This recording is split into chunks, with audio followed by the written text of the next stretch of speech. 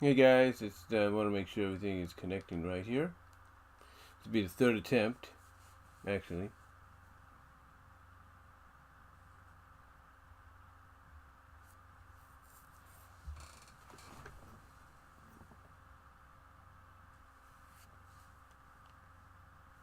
Be the third attempt. I apologize. Hey guys, it's I want to make sure everything is connecting right here. Be the third attempt, actually. Yeah, it looks like everything is good right now. It's excellent condition. I do apologize for any potential lag, if any, in the future. As we go on with this live edition, if you will. Live edition of Topics of My Mind for today, Friday, the 10th of February, 2022. And yeah, like I said, I do apologize for any lag that you may notice. Hopefully it fixes itself, it adjusts itself later on. It seems that my computer decided to do a little bit of I'm assuming, a virus protection update or a virus scan right when I didn't need it to, But yeah, welcome guys. I know the last live stream I did was kind of a last minute one on Wednesday, due to the fact that, I was doing it just moments before my mom got there. That's why you heard the phone ring and everything. And again, and just like that, just like that live stream, I do apologize if the phone does ring, as well, during this broadcast, because she likes to call up during her breaks, her lunch mostly, and check up on things, see how things are going. For me, right now, like as you can notice, like I said, I'm off and everything. And hold on for a second while I take care of something. I just want to make sure, because I'm also kind of doing my laundry, to kind of, have stuff ready for work tomorrow.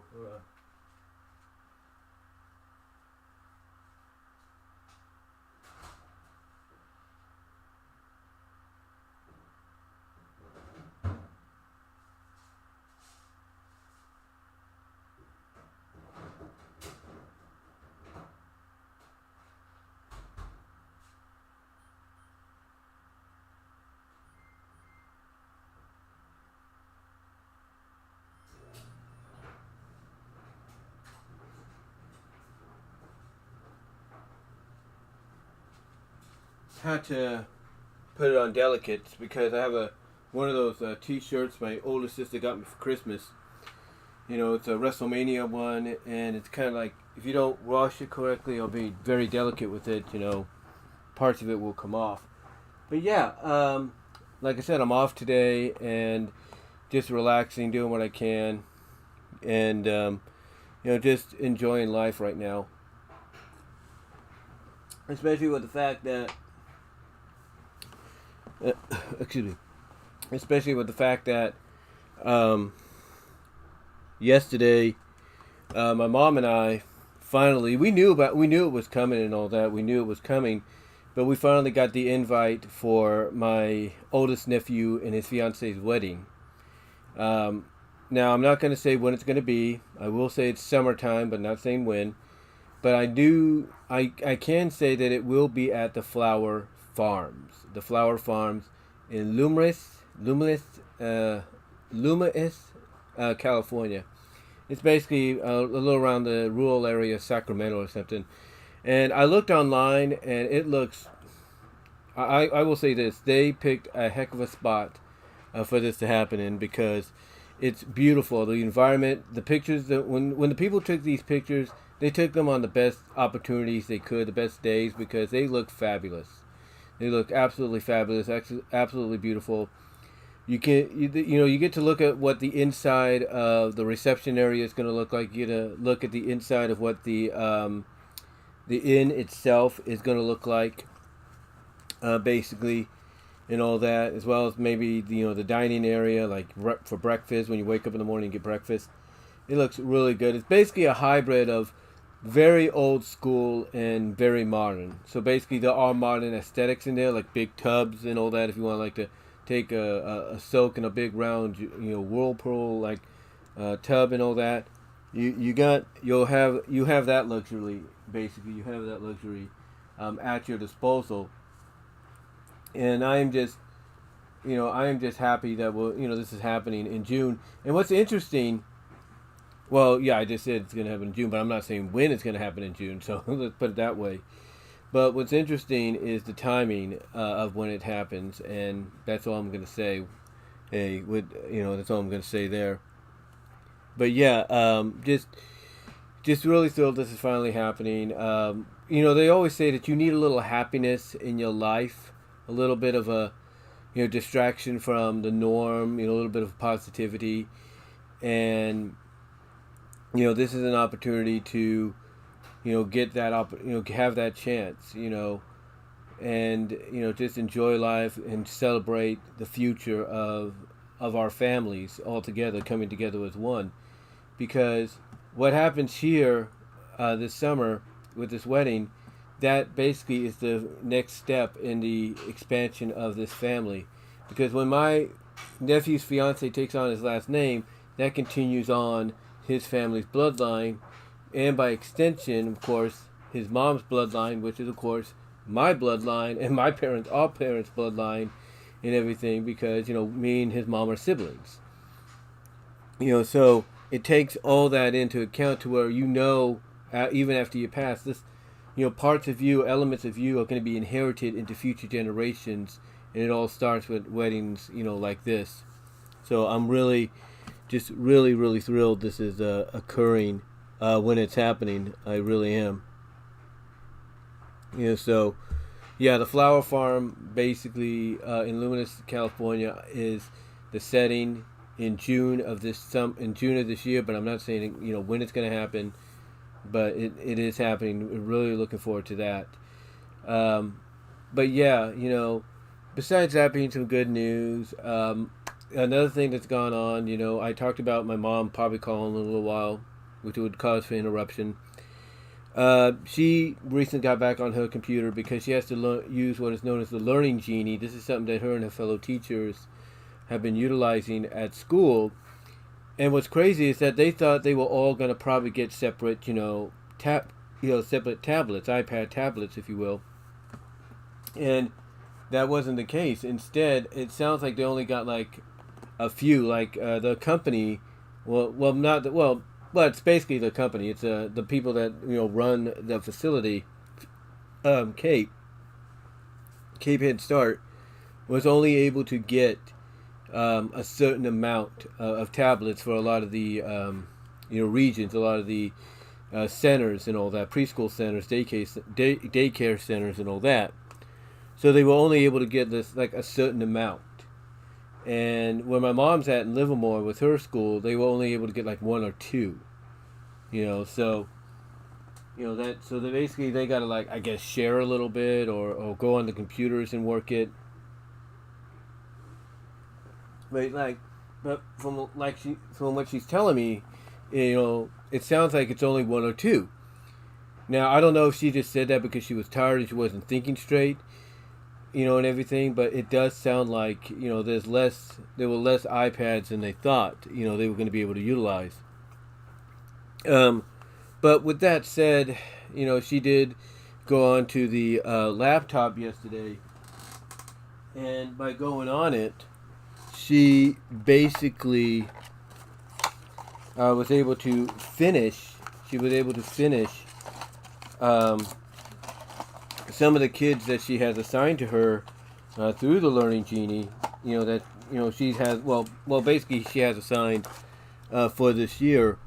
She was able to finish them last night. She started the other night. She started on, I think it was, what was that? I was off on Wednesday, so she started Wednesday night, and then she finished it last night. And she's getting used to this kind of technology. It's not her forte. That's obvious. She's not really much of a tech savvy kind of person. But she's getting used to it. I can see that already. She's getting used to it and everything. So, boy, these things do not last, do they?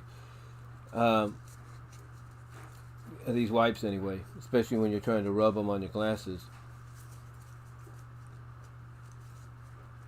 But yeah, she basically used what she could last night and Wednesday night on her laptop to get the job done and everything as best as she could. And I think that's the best I'm going to get this, glasses wise. So that's the best I'm going to get them. They still need to be cleaned just a bit more, but so far the main area where you can look out is pretty decent. But like I said, she's learning a little bit on how to utilize the laptop to to her advantage. So to take care of stuff, especially if it's a it's a website or an area they can go to that allows them to finish what they start at work at home. So that's a good thing for her to be able to do. But besides that, nothing else really much has gone on. I mean, yesterday was a little bit more busy at work, I will say that. I mean, the previous 2 days before Wednesday, Monday and Tuesday, they were all right. We kind of got busy like towards the end, but not really. And it was more of a slow day and everything. Yesterday was a little bit more busier. I'm sure today's going to be busy as well because, Valentine's Day is, Tuesday, Super Bowl is Sunday. So I know that yesterday during various portions when I was not surprised it was busy. So I'm not going to be surprised. Find out tomorrow when I go in that it was busy today. So I'm not going to be surprised by that. Nor am I going to be surprised it's going to be busy tomorrow. So essentially these last 3 days, yesterday, today, and tomorrow, are going to be very busy because it's the Super Bowl, but also because of Valentine's Day as well. And the parents getting stuff for their kids to give out to their classmates on Tuesday, as well as getting stuff for themselves. And you cannot tell me that some parents, and lovers are not going to use the V-Day on Tuesday the 14th to do a little whoop-de-whoop, if you know what I mean. But yeah, basically, yesterday, I'm not sure about Wednesday. I think they said it was a bit busy, but not really. But yesterday was busy. There was no doubt. Like I said, there was various periods where it picked up a lot. And, it helped the day go by quick, but it was just like, this is to be expected. This is to be expected, especially as you go into, something that is not an official national holiday, but people want it to be, and there is a petition and stuff, consideration of making it a holiday, with the Super Bowl, and of course you got Valentine's Day falling almost 2 days later. So yeah, it is.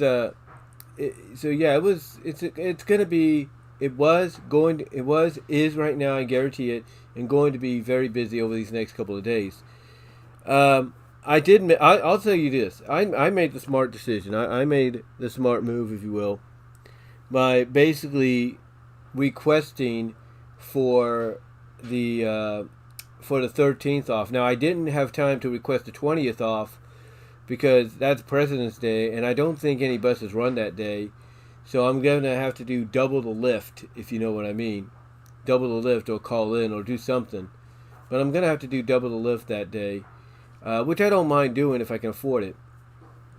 But yeah, it's going to be double the lift to get back and forth from work. Because my mom, that's one of her rare days off, extra days off, 3-day weekends, that she's not going to want to get up and go anywhere unless she has to.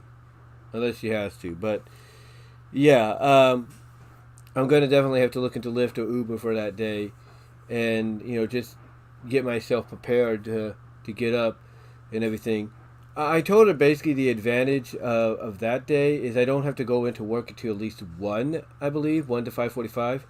So that kind of works maybe in a favor of maybe she'll consider it like, okay, I don't have to get up early. I don't have to rush and everything. I could just relax and all that and go from there.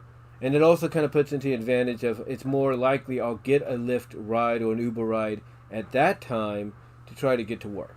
So, so that kind of works out in my favor as well. Either way, depending on how you view it. Depending on how you view it and all that. And let me double check stuff here, guys. Hold on. Yeah, just making sure everything's working. But yeah, it's going to. But yeah, it seems like that might be probably a good scenario for me on that day. Both ways. Both ways. But besides that, not really much going on. I will say this: something interesting happened yesterday. And I'm not surprised by this because I see this guy always walking around, or at least he's one of the people that walk around. And he's not always all there. You can tell he's kind of drugged up and everything. He's basically belligerent. Because it was it was close to me clocking out, right? Because I clocked out, I think, at 5:45 yesterday. And what he wanted to do was he wanted to take a cart that had a RCA, I think, what was it, an RCA projector in it? One of the new RCA projectors and something else, and he wanted to walk out with it. He was that belligerent. He's like, oh, yeah, something like that. And he got caught. And one of the security guys told the person that was watching self-checkout at that time, you should have just let him go. Because you don't know what this guy's capable of. Period. You don't. And he's not the only one I've seen walk in that store that's belligerent and all that. I saw a guy one time, like about a couple months ago. I think as we were, getting really into the Christmas season, he was just swinging a bag around like this, just talking loudly, swinging a bag around like this, and it's like, okay, I'm just gonna stay away from you. Obviously, you're not all there, and either he was mentally not all there, which I can understand as a disability, for some, or mentally wasn't all there because of drugs or something like that. But what's interesting is we have what is known as security patrol, and I'm sure they have it around where you guys are too. But security patrol, what they do is they drive around the areas. They drive around the Target parking lot, the connecting parking lot at Home Depot. They drive around the little plaza area there that we have, where El Polo Loco's at, where where McDonald's is, and then Starbucks and all that, GameStop. They drive around all over that parking lot. Like I said, they drive around the parking lot of Home Depot. And then they go across the street, obviously, unless there are other people over there, and they drive around that section as well, because there is a lot of, homeless and a lot of drugged up people that just wander and are completely belligerent. Some of the homeless are okay. Like, they understand, hey, I'm not supposed to be out here right now, but, I have no other place to go, because I don't know if the shelters, act like hotels or anything, and they have to leave for a couple of hours. I don't know. But obviously some of the homeless, they do have, sense and everything. And, they're able to, like, camp out in certain areas, without causing trouble. And, again, some are just flat out belligerent. Period. I mean, a couple of weeks ago, I was waiting for the 7-Eleven bus, right? That's the time it comes, the last one. And this one guy was coming up to me and acting like, I was like, okay, dude, whatever you say, I'm not going to bug you. And then he got onto the Countryside Turlock bus, and I was like, yeah, get out of here, because you could tell again, he was not all mentally there. He wasn't. And, that's kind of unfortunate when you really get down to it. It's kind of unfortunate. But, yeah, you could tell he was not all there. It's like he was not, completely 100%. And, he's not, and here's the thing. And I know I'm going into 20 minutes of this. I do apologize. And I apologize for any lag, maybe. But here's the thing. If you're security patrol, and there are people out and about, maybe you should have more than just one security patrol car with you, following you. Like, you're doing one area, the other person does the other. you check all your areas. So that way, if you find somebody, you can say, you get in here, you can get out, try to escort them into the car and say, we're going to take you back to the homeless shelter. Or we're going to take you downtown so you can, kind of cool down or whatever. Or get you some help. They need more than just, one car patrolling. And that's it. And it seems that you can't even, and here's the other thing too. It seems you can't even dress warmly. Keep yourself warm, while you're waiting for your ride, like your bus, or you're waiting to clock in, like at work, without them suspecting you could be one of them. And that's what they did to me one time. Because I was wearing my snow cap, my beanie cap, and my jacket here, and my gloves, and they thought I was one of them, and I wasn't. I said, okay, I'll move. They said, you can't be here, it's too dangerous. So I said, okay, I'll move. Because I don't know if they thought I was one of them. In fact, even a lady thought I was one of them because I was sitting behind one of the little brick walls, a little brick wall that we have in front of the store. She thought I was one of them, and I thought, oh, no. I'm just here on my break, You see, they're doing their job, but I think they need more eyes. They need more eyes, not just parking lot wise, but in store. Like, they need to really venture into the stores more often to make sure, okay, let's see if I can find somebody, and be like, oh, I found somebody. You go up to them and say, okay, you got to go, let's go. And that's it. You think, they'd be doing that. And at times they do, depending on the individual. But I think most of the time, the security patrol people that get hired on to do this, yeah, they'll do their job, but they're mostly in there for the paycheck. Like, they don't really, care. But there are some that do. So hopefully security patrol will improve over time. Hopefully.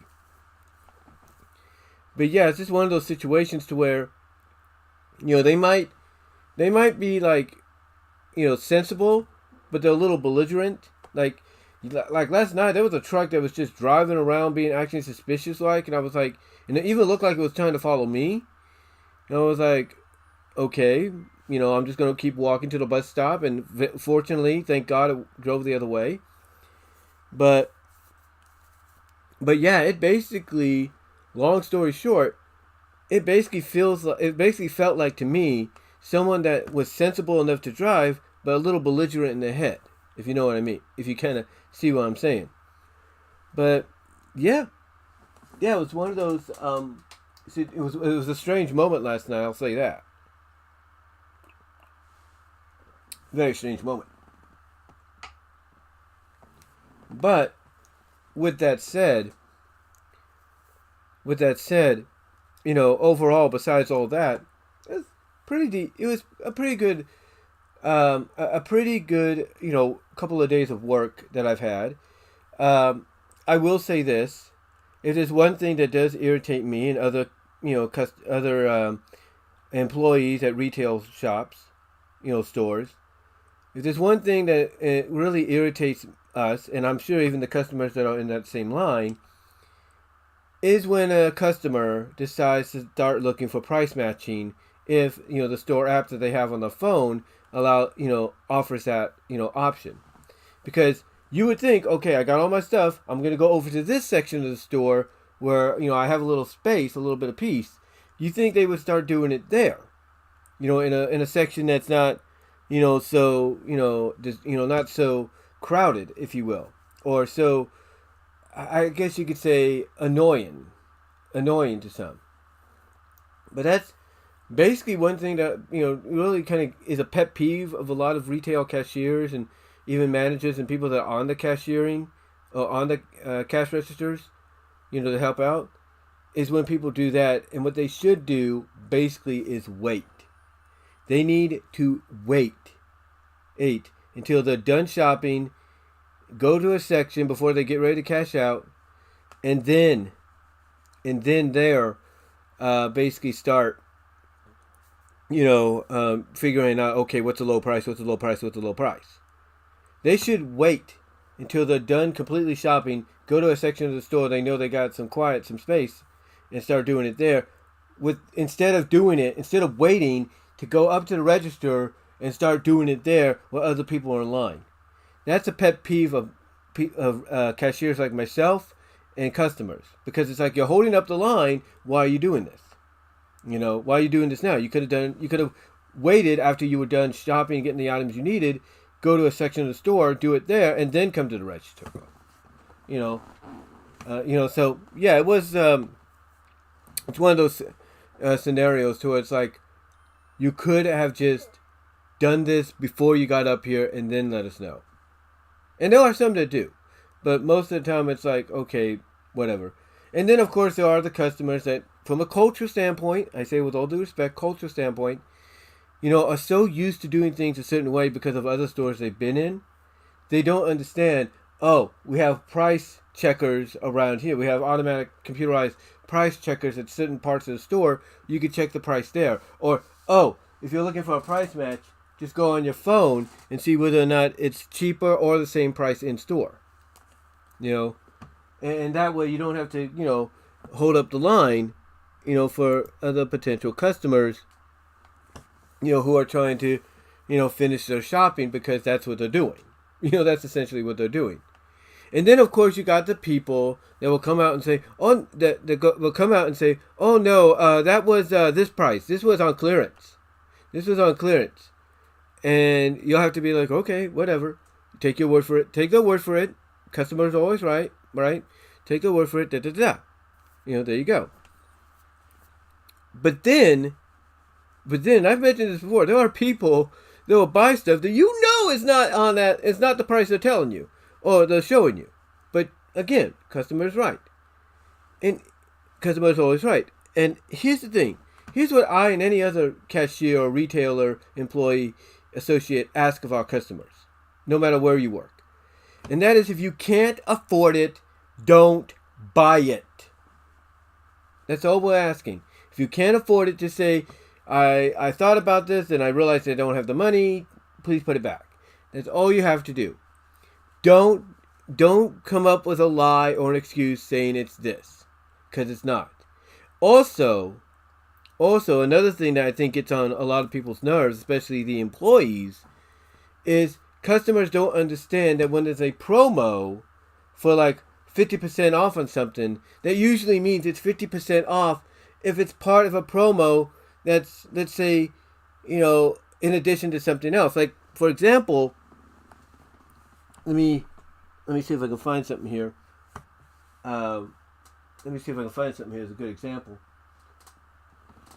Okay, I'm going to take out one of the Sonic books Frank Hill gave me, the most recent one. At our job right now, they have what is known as buy one, get one 50% off. And a lot of customers do understand that, thank God. They do understand that. But then there are customers that don't. And again, I can understand it's a cultural difference, and I say that with all due respect, you know, no offense. All due respect, no offense.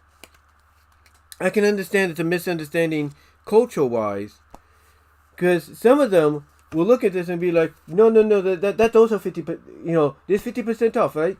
And when you try to, you know, explain to them maybe it's this way, they don't hear it. You know, they don't hear it. Or when you try to say, oh, like for me, I have to ask them, do you have Target Red Card with us? Do you have the Target Circle app or a phone number with us? Because that'll help them, you know, get the promo, get the deal. And when they don't, then you ring it up and everything to come up to like regular price or what it would be without the promo. You know, they will say, oh, no, that's 50% too. And that's 50%. That's 50%. That's 50%. And it's like, okay, fine. Whatever. Not going to argue, because you know, one, again, customer is always right. You know, customer is always right. But also the fact that you know that culture-wise, you know, they don't understand. Because they're used to doing it at other stores that are not a Target, that are not a Walmart, that are not a Ross, that are not, you know, a Kohl's or a Macy's or whatever. They're so used to doing it, you know, in the ways that they've been at those other stores that they don't get, oh, this is how it's done. Oh, this is what this is why it's on, you know, it has this 50% off. They don't understand that because it's a cultural difference. And I understand, and all due respect, no offense, I completely get it. That's why I don't argue. That's why I don't say anything. And even when it's not a cultural difference, and some people probably don't are probably misinterpreting the deals where it's like, well, I thought I'd get a $10 gift card, $15 gift card because of this. You basically, as the cashier, the employee, you have to go by that old saying of customer is always right. So you're going like, okay, fine, no problem. And what you do is you end up basically giving them that deal. You give them basically 2 gift cards because we can only go up to the max amount of $10. So you basically give them 2 separate gift cards, or maybe one individual gift card for free, because they misinterpreted the deal or the perspective of, oh, I'm supposed to have the Walmart, the Target wallet, the Target Circle app, or the red card, or even the number, or even my phone number with them to get the deal. And again, I understand. Sometimes, that's hard to that's hard to that's hard to really consume. And sometimes, I think they do understand, but they don't want to go out and get, they don't want to put their number out there, or they don't want to apply for a red card, or even, or even bother using the app. So I can understand that they just do that because, they don't want to go through any of that, and maybe the fact that they don't have that much money. But again, that goes back to what I said earlier. If you don't have the money to get it, then don't buy it, and then just say, hey, I thought about this, I don't have the money, here. And that's about it. That's all you need to do. You shouldn't have to make up lies or excuses. Because you can't tell me that if you have kids with you, they're not looking at you when you get in the car and say like, Mom, Dad, you just lied. That's not a good example for them. Or when you buy something and you're going to present it maybe as a gift to somebody, and that person looks up the original price of what you paid maybe out of curiosity, and then they go to you and be like, you seriously paid, $9.95 for this? And they'll be like, yeah, it's cool, right? And then they show you the real price and be like, you lied about it, didn't you? They're going to catch you. They will catch you. So my advice to any customers out there, is if your favorite retail store has an app, and in that app, it gives you the opportunity to look up the price to see whether or not it's cheaper online or in store, gives you a chance to price match, use it that way. That way you're not holding up a line. Two, again, if the store has, price checkers, price little checkers across the store to check the price on, do it then and don't hold up the line. Okay? And most importantly, if you know you can't afford it, don't come out to the don't go up to customer service or the cashier and lie to their face when they know you're lying. Because it's not a good look for you, and by extension, it's not a good look for the employee, the associate, the attendee, or even the store they're working for, or the company they're working for. Because what's the point of making money off an item that's being sold at this price if you're trying to get it for cheaper? And I also say this in closing before we finally get to the topics, because I know we've been doing this, this vlog portion of it, for a while, this intro vlog. I will say this. With all due respect, from a culture standpoint, please get members of your family that understand the difference between the local stores you may go to and retail stores that you go to. Help them to go along with you so you have a better understanding of, oh, this is why this gets sold this way. This is how things are done differently here than they are at my place. So that way you could balance out the fact that, okay, what I try to do at, let's say, Target is not going to fly, but it will fly at the place I usually go to. And that's about it. So, with all due respect, no offense, please, if you have family members out there, help them understand that. That's all I'm asking on behalf of a lot of employees across the retail landscape. But, with that said, Gonna take a bit of a break here, guys. Gonna open some windows because apparently it's 65, 66 degrees out. So hold on for a sec while I do this.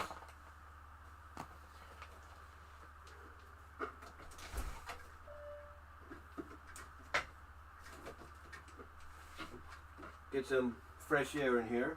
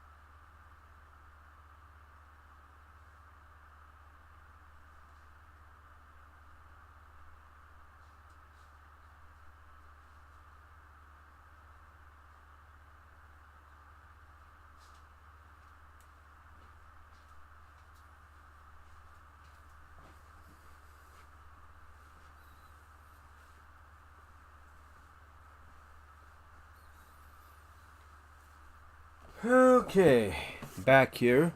Just opened up some of the doors a little bit, get some fresh air and everything. It's about 65, 66 degrees today. So, pretty nice. Pretty nice. Anyway, though, let's get on to the topics now that we are at 37 minutes and 40 seconds. Let's get on to the topics here that we're going to talk about. And I will timestamp them along the way. So here, the topics we're going to talk about are number 1, more on the 3 Disney sequels of Frozen 3, Toy Story 5, and Zootopia 2. Now I did give you guys some of my thoughts on it last night as I was walking home from the bus stop, basically halfway home anyway from the bus stop. So I'll give you more thoughts here on these the announcement of these sequels, and how I see them playing out. The second topic, we're going to talk about the Game Boy and Game Boy Advance coming to Nintendo Switch Online. Yes, Nintendo had a Nintendo Direct yesterday, and they made the announcement that Game Boy Color games, and Game Boy Advance games are coming to Nintendo Switch. So yeah, you'll basically get a chance to play the games, as always meant to be, portable.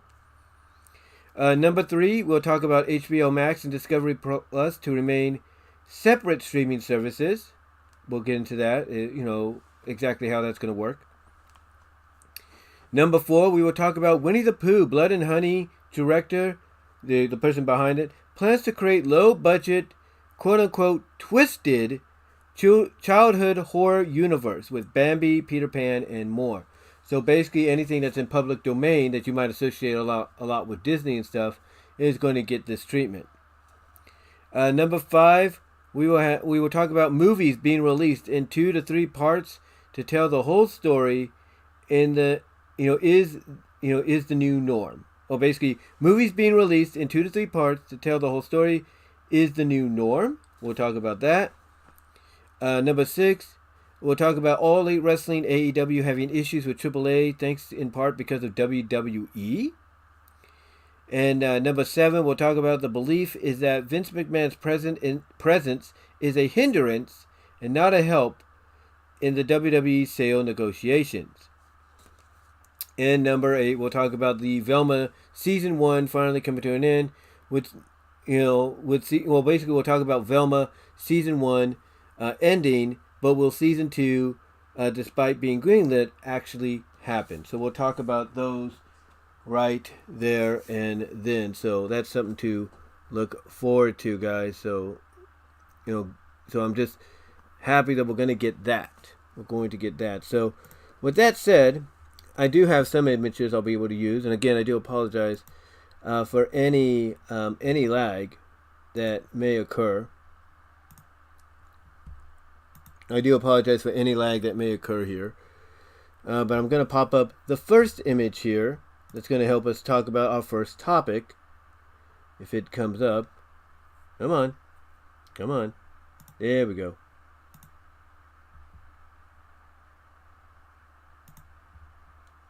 And if you get it right about there. There we go. So yeah, the first topic we're going to talk about, ladies and gentlemen, is of course like I said, I did a video on it yesterday when I was halfway home from being dropped off by the bus. We're going to talk more on the 3 sequels announced by Bob Iger at the investors conference call that he did recently with for Disney. We're going to talk about basically the Disney sequels of Frozen 3, Toy Story 4, I mean not 4, but Toy Story 5 and Zootopia 2. Yes, Frozen 3, Toy Story 5 and Zootopia 3. Disney. We're going to talk about... Okay, just making sure everything's working there. But yeah, it was announced. It was announced that, that right now, currently in development, I don't know if they're in pre-development, like pre-production, or in actual development to where it's like in production, it's happening. They got the animation going, stories are complete, story is ready to go. We're not entirely sure. But yeah, the announcement was made that these 3 films are heading our way. And a lot of people, of course were wondering, especially being fans of them, what took it so long for these 3 to be greenlit. And we have to remember that the person that preceded or that succeeded and proceeded Bob Iger, that being Bob Chapek, you got to remember he came out and basically, I guess you could say, slammed animation as if being only for kids. So I think that's why we didn't get any kind of announcement at the time that we would be getting these sequels. But Bob Iger, he steps back on in after Chapek was let go, and he's like, I don't know what Chapek's been doing, but these are billion-dollar franchises. Why aren't we continuing with them? Why aren't we working with them? And now we're getting it.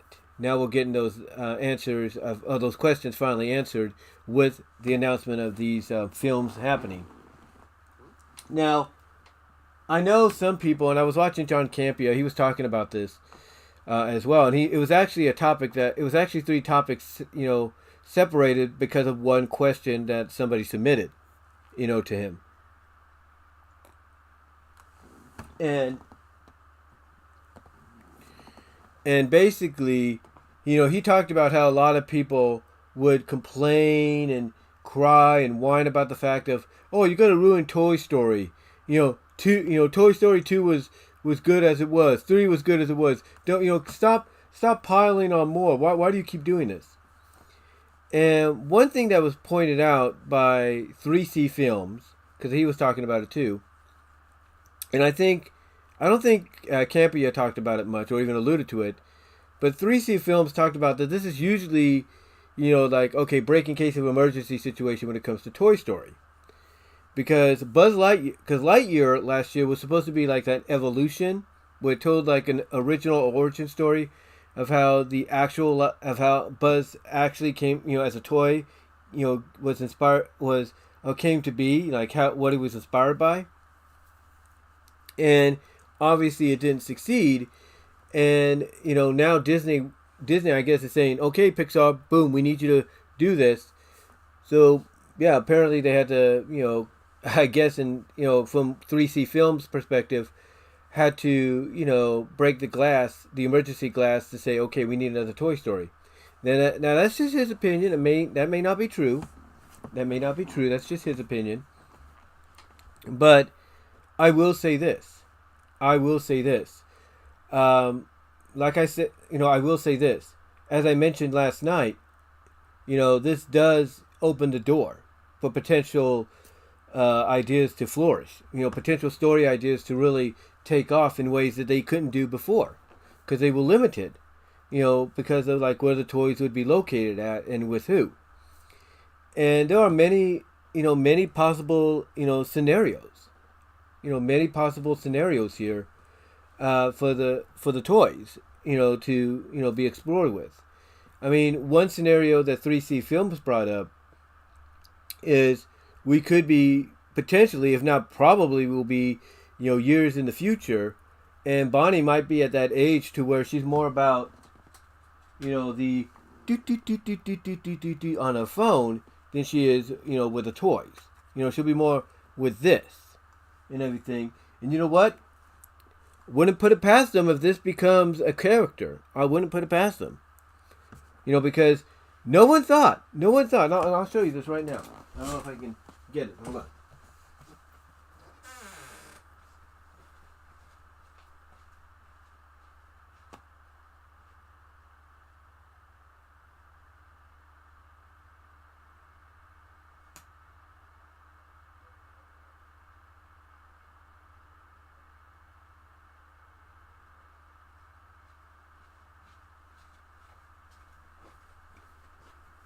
No one thought that Forky here would be presented as a toy. But what they did, basically concept-wise, is they came up with the idea that, hey, Bonnie created him, and that she created a toy, and it brought up the idea that it's a kid's love and affection for a toy that either is given to them when they're born, or for their birthday or Christmas or whatever, that they hold on to as their very first toy, or probably the toy that they'll never let go, because it's something they adore, or that brings life to it, or in this case, it's the creativity and the love that a toy that a child has to create their own, that brings life to it. So basically when Forky got involved, nobody thought, people, well, I'm not saying nobody thought, but when they went the Forky route, what I'm trying to say, when they went the Forky route, it really surprised people, because that's a concept, an idea that I don't think nobody thought would be explored. That the kid's imagination, their creativity, brings a toy like this to life. Brings something that shouldn't be viewed as a toy to life. And that's what happened with Forky. He was brought to life because of Bonnie's creativity and everything, and her desire to have like something new and original toy-wise.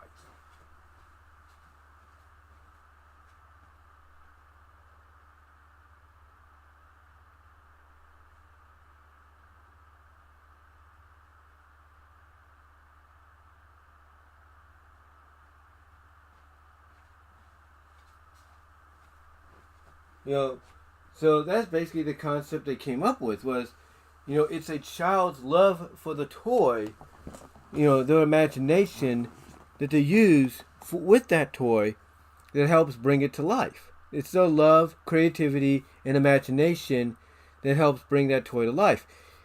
And nobody thought that, and when they saw that happen with Forky, it's like, so she created a toy, thus she gave it life. What does that mean? How is that possible? And again, I don't think they even realized that was something that could be done or be explored. So if they can explore something like that, what makes you think they won't explore something like this as, being brought to life when nobody's using it? Like when the kids are not around. Can you imagine? You could use this as the antagonist, being like, look, I'm always being loved around by Bonnie. She loves me more now than you guys. Basically, I mean, they could do a story where, you could do a character like this, as maybe an antagonist or a pro-antagonist, whatever you want to call him, or protagonist, antagonist. Basically an antagonist that becomes a protagonist or whatever. And you could have him, act like he's the most coveted thing Bonnie has if they make her older and at that age that 3C Films said they could, or potentially could go down the road with. To where you could do a story where he's like, hey, I'm the most coveted thing she has now. You guys are obsolete. But then he gets replaced by something better. And then he realizes, how he's acted towards the other toys. And now he understands why being around Bonnie is so, being around, basically why Bonnie, affection and love for them is always important. Because they don't want to, because without her love and affection, they become obsolete. They become forgotten and everything. And you know what? Maybe you could explore potentially a toy dying. We've never seen that before. Like, what happens after so long? I mean, we kind of got an idea that toys will be forgotten. They will be tossed aside and forgotten. We saw that in Toy Story 2 with Jessie. We saw that. But what happens if they get to a point to where they're just, they're forgotten for so long? And I'm not just talking, forgotten and then found maybe like a couple of days later or something like that, a couple of months later. What if they are being forgotten for so long because things like this are starting to replace them? What happens? Do they become obsolete, or do they start, dying? Does something happen that, takes away that love and that care and that imagination to help bring them to life? What happens when that starts to leave? Does it affect them? That's something they could explore, as dark as it sounds. That's something they could explore. Now, there's other ways they could do it too. They could also, go the route of, focusing on Woody and Bo Peep. Now, Tim Allen said, hey, I'll see you, for number 5, Woody, a.k.a. Tom Hanks. So so there could be, different scenarios they can go with. They can reunite them or something. We'll have to see. But there could be an idea to where you get 2 separate stories, in one movie that do connect, probably towards the end or towards the middle.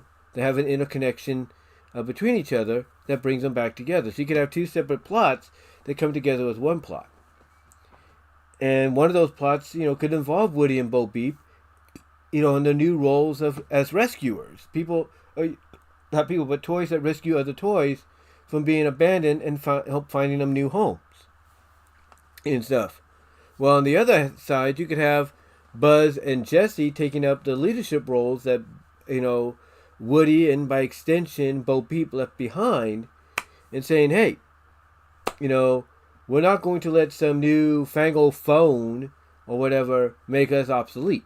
We're going to, show Bonnie why we're still important to her and everything. So that's something they can do. I mean, basically the door is open for either way that they go with. It's open. It's open for either way that they want to go with. And I can tell you, whatever they choose, despite how people might feel about this, because they've said this before time and time again, why do you keep doing it? Why do you keep bringing out more? I guarantee you people will appreciate the effort that gets put into this. And again, however they do it, whether it's 2 separate plots that come together in one scenario, one big plot, towards the middle of the film or whatever, that's fine. If it's, them communicating and finding out, hey, they have something in common, when it comes to certain situations that, again, brings them together, so be it. We'll have to see. But I think the most logical next step, obviously, is to go down this route, with this as your, at first your antagonist and then protagonist after what I mentioned potentially could happen. Now, the other sequel they announced was Frozen 3. And me, I like Frozen. I love Frozen. Heck, I'm a big Elsa fan. I don't think anybody could deny that. I am a huge Elsa fan. I love Elsa. My mom likes Anna. That's great. I like Anna too. But Elsa, I don't know what it is with Elsa. I think it's the way they created her and all that. That's like, If you couldn't make a better waifu than what you got here, then I don't know what. But you have to ask yourself, okay, what do they do with Frozen 3? How does this happen? What's the story here? And to me, I think the story, as I mentioned in my video last night, coming home, there's one scenario you could go down. And that's having Christopherson and Anna having a kid, and that kid somehow, because Elsa's her aunt, his or her aunt, that kid inherits powers similar to Elsa. Maybe it's not winter-based, maybe it's fall-based, summer-based, spring-based. Who knows? But she or he develops powers similar to Elsa. That's something you could explore. That'd be like the logical next step in everything. And I wouldn't mind it. I mean, if they could tell a good story out of that, people would be flocking to the theaters to see it. There's no doubt. There's no doubt in my mind. Now, with that said, there's also, something else that I brought up. That with Frozen 3, yeah, you could have a good story, which is always important. You could have a good story. But you could also try to be a little bit more or less dramatic and more silly. And since you have Elsa in this new role, well, she's like basically what is she? What is she now? A snow spirit, a spirit of winter, or something like that. Her powers have evolved. You could have her, have fun with it. You could have her have fun with it along with Olaf, because I do believe Olaf has to stay with her, doesn't he? Unless her powers have evolved so much that he doesn't have to. I think he has to stay with her. You could have some fun with that. You could have her have fun with Olaf. Maybe, show how much her powers have evolved. Heck, maybe she turns into a snow woman companion for him just for the heck of it, just to give him a fun time, if you will. Not in the ways you're thinking. Get your minds out of the gutter. Maybe she does that. Maybe she could turn herself into an ice statue without actually doing it because she has to die and be reborn. But actually turn into it for fun and all that and everything. Just have a little bit of mischief thrown in there for her and everything. And, along with a good story, I think that could work. I think it could work and all that. You never know. Heck, you can maybe have her show how far she's evolved with her powers to the point that she turns into actual snow and everything. Maybe for the kid that inherit, that Elsa, that not Elsa, but Christopherson and Anna have. Maybe she turns into snow for them to, play around with and everything, and then reforms. We don't know. There are many, many options. Maybe they go down a route to where, she gets summoned by these other seasonal spirits, and she realizes that, that she is now more than what she is. She's now basically no longer human. She is basically now a god or a goddess and everything, and that she can only, and that maybe they tell her, hey, you can't always, visit your family willy-nilly whenever you want, because you are a spirit, a goddess of winter. You can only, show up during those times. That's something they could do too. I mean, again, the possibilities are completely endless, when it comes to whatever direction they go for Frozen 3. Now you might say, well, what if they want to focus on Olaf? Again, that can fall into the lines of making it a little bit more lighthearted, more sillier. You're also having fun with her powers, being a snow woman for him and all that. That could work too. Just saying. But who knows? Heck, who's to say you don't have Elsa freaking melt into a puddle of, water or something like that, just to have fun, just to see how far she can expand her powers before reforming. Like she melts into a puddle of water and then, flows along and then freezes and then reforms. Who's to say that can't happen? Again, possibilities are there. But, we'll have to see. We'll have to see what they do. But, a Frozen 3 movie, I'm all for it. Because I know that they will do more than I think anybody could expect them to. I think they will. I think they will do more excuse me, than what you would expect them to. But that's just my opinion. That's just my opinion. But let me know what your thoughts are. What do you think about Frozen 3? What do you think they could do? Let me know.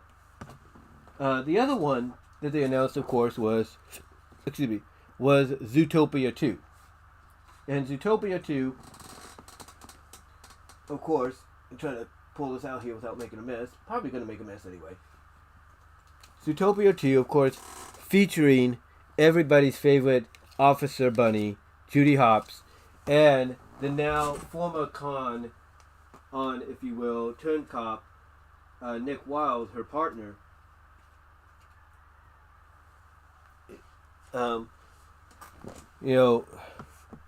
Zootopia 2 coming out. I cannot wait for that. I cannot wait for that because, this is a movie that you could explore a lot with, honestly. I mean, if Zootopia Plus, which is the series they put on the anthology series they put on Disney Plus, if that gives you any idea of what they're capable of doing, imagine that being expanded into a full-fledged story. I'm just saying. But you ask yourself, what do they do? Where does this take place? Well, mistakenly, I thought it was going to be 7 years after the first film, like storyline-wise. And it still might be.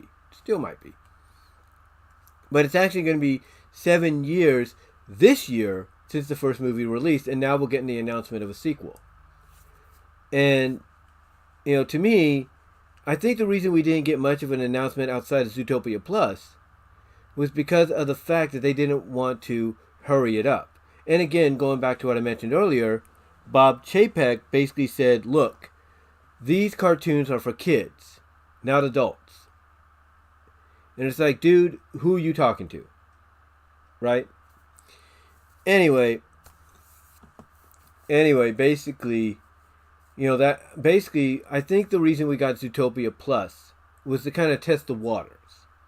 To see how people would be receptive to another Zootopia, maybe. And now we're getting it. We are getting a Zootopia 2. But again, when does it take place? What is it going to be about? And I could see it. I could see it involving Gazelle a lot more, whether or not Shakira's doing her voice again or not. I could see it maybe focusing on a romance, between Nick and Judy developing, which would really test the boundaries. Because if you remember correctly, Zootopia was kind of like a take on racism, with the whole prey and predator situation. So if you do a romance as part of the story for Zootopia 2 between our two main characters, Judy Hopps and Nick Wilde, holy crap. Can you really expand on what you did, in the first film with that? Because not only would you potentially have Judy's family, who have been more forgiving because of that one character that, grew up as well. There used to be a bully to Judy, but then kind of like, grew out of that and realized how much of a jerk he was. Can you imagine how her family would react to meeting Nick? And I'm sure they have. But can you imagine Nick's family meeting them and maybe not being out of that predatorial mindset? Just saying. You could also set it up to where, what's her name? Mary Lamb, I think that's who it was. The one that was the twist villain. You could have it set up to where she gets out of jail and she plots revenge. And maybe you tie it into the potential romance between both Nick and Judy, and she's going to use that to sabotage the trust now between prey and predator. By maybe doing something that makes it look like Nick's going to kill Judy or something. We don't know. It's possible. I mean, if there's anything we know about when it comes to taking your time with sequels, especially if it's years or decades, is sometimes the story needs time to really be, worked on to where it makes sense if it's going to connect somewhat to the first. I'm just saying. But yeah, to me, To me, with Zootopia 2, you can go anywhere with it. You can involve anybody. What's going to go on with Clawhausen and everything. Is it? I mean, are they going to use Clawhausen to eventually have him come out in the movie and say, "Yeah, I'm LGBTQ"? Are they going to do that? Are they going to have the chief, which is like his best friend, come out and say, "Yeah, I'm LGBTQ as well, and I'm his friend. I mean, I'm his partner, literal partner, if you know what I mean." We don't know. Is Clawhausen gonna, end up, with Gazelle? We don't know. It's possible. We don't know. Or what role will Gazelle play? Will she play more of a prominent role than she did in the last film? These are questions that hopefully they will get answered. But yeah. Yeah, overall I have no problem with a sequel to Zootopia. I really don't. And I cannot wait to see it when it comes out. So yeah, let me know what your thoughts are though, guys, on Zootopia 2, Frozen 3, and Toy Story 5. How do you feel about them coming out and everything? And now, as I remove this, let's move on to our next topic. Our next topic at an hour and gonna wait for it to get to there. But let's move on to our next topic at an hour and 67 minutes, and that is the Game Boy Color, and Game Boy Advance coming to Nintendo Switch Online. Now, like I mentioned, and I'm sure you know about this, Nintendo did a Nintendo Direct yesterday, and they surprised everybody with the announcement that now on your Switch you could play. I don't know if it's immediately available now or it will be. You can play Game Boy and Game Boy Color, and Game Boy Advance games. Whenever you want. Now, I don't know if it's available yet. I'm gonna check. But like I said, I don't know if it's available yet. But it is a great announcement to hear. It is a great announcement to hear because we all know that the Game Boy, it was basically the start. Oh, they are available now. How about that? They are available now. And let's see. Oh yeah, they're available now. It's pretty cool. But I think for the Game Boy Advance, I think they said you need the expansion pack.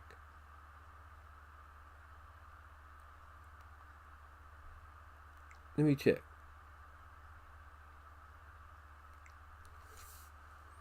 I think they said you need the expansion pack for Game Boy Advance. Let me see.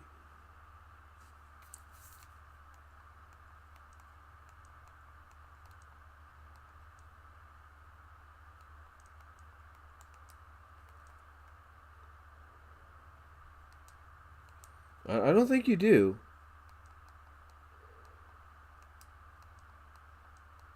Let's see.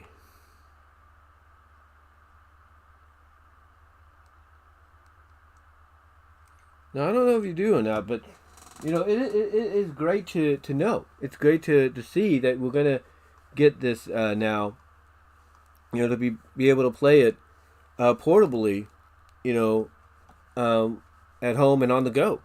It's pretty cool. It's pretty cool. And this is the Game Boy Advance stuff. Again, I don't know if, like I said, if you need the expansion pack or not. I'm not sure about that.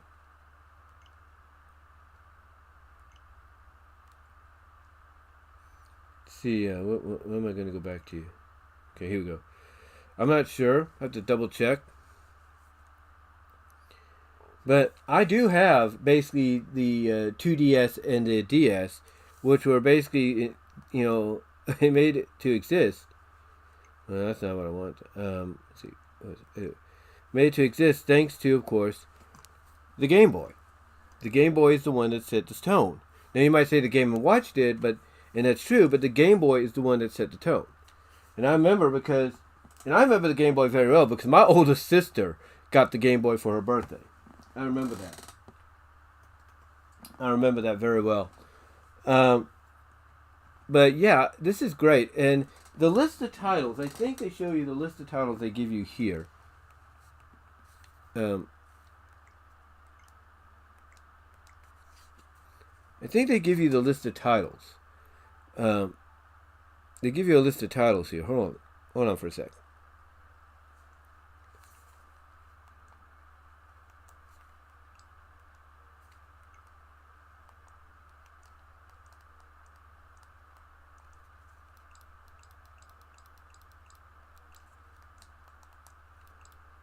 Yeah, that right there is the first group of titles that they have coming out.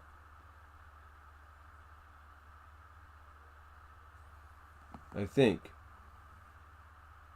As the first group of titles they got coming out. I don't know if you can see, it's a little bit of glare, so try to tilt it a little bit.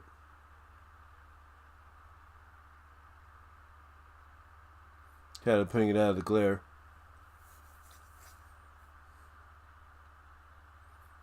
Yeah, but there you go. Those are the group of titles that they have coming up for the Game Boy version on the Switch, which I think is really great and everything. Like I said, I don't know about the Advance, whether or not you need the expansion pack or you don't.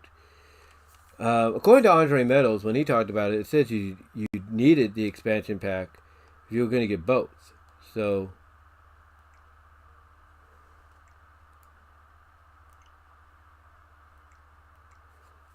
so I don't know. I mean, I do have a Game Boy Advance, believe it or not, I do, and I have the Game Boy Advance for the Switch. I mean, not Switch, but for the for the GameCube and everything.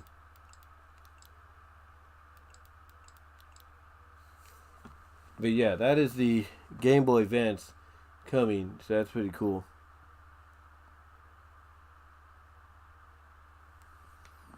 And then, of course, those are the games at launch, I think. Yeah, those are the games at launch right now. Those are the games at launch. So,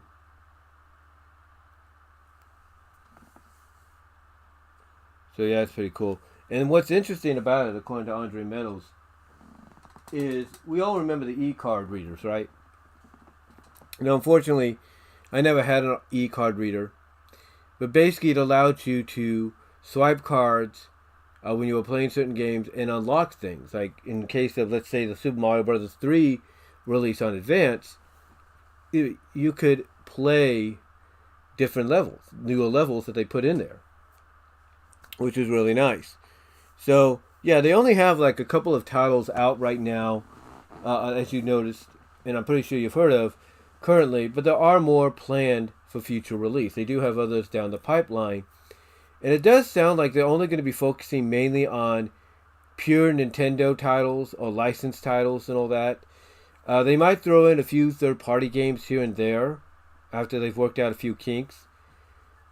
But yeah, I'm really happy about this because again, we got to remember, this thing wouldn't be possible if it wasn't for the Game Boy. I mean, this thing is part console, home console, part portable console.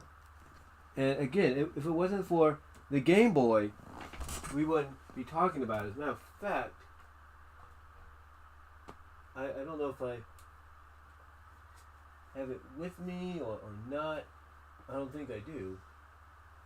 It's here somewhere. I know I have my game. I have my Game Boy Advance somewhere. I just don't know where I put it.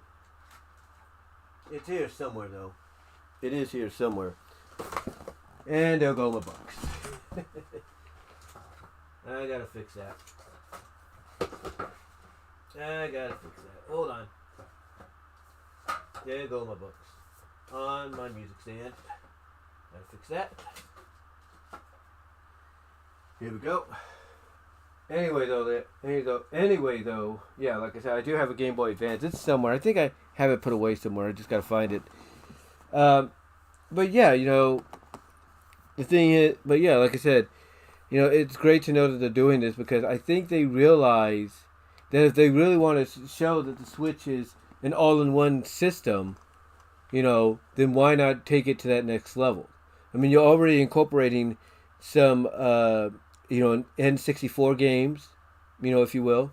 So it's only natural to take it, take it up into the next direction and bring in games that really, show off the portability of Switch by basically honoring how it all began. So yeah, I cannot wait to download this and renew my online subscription so I can actually play some of these games again, on a more crystallified screen. But yeah, I'm looking forward to it, and let me know what your guys' thoughts are.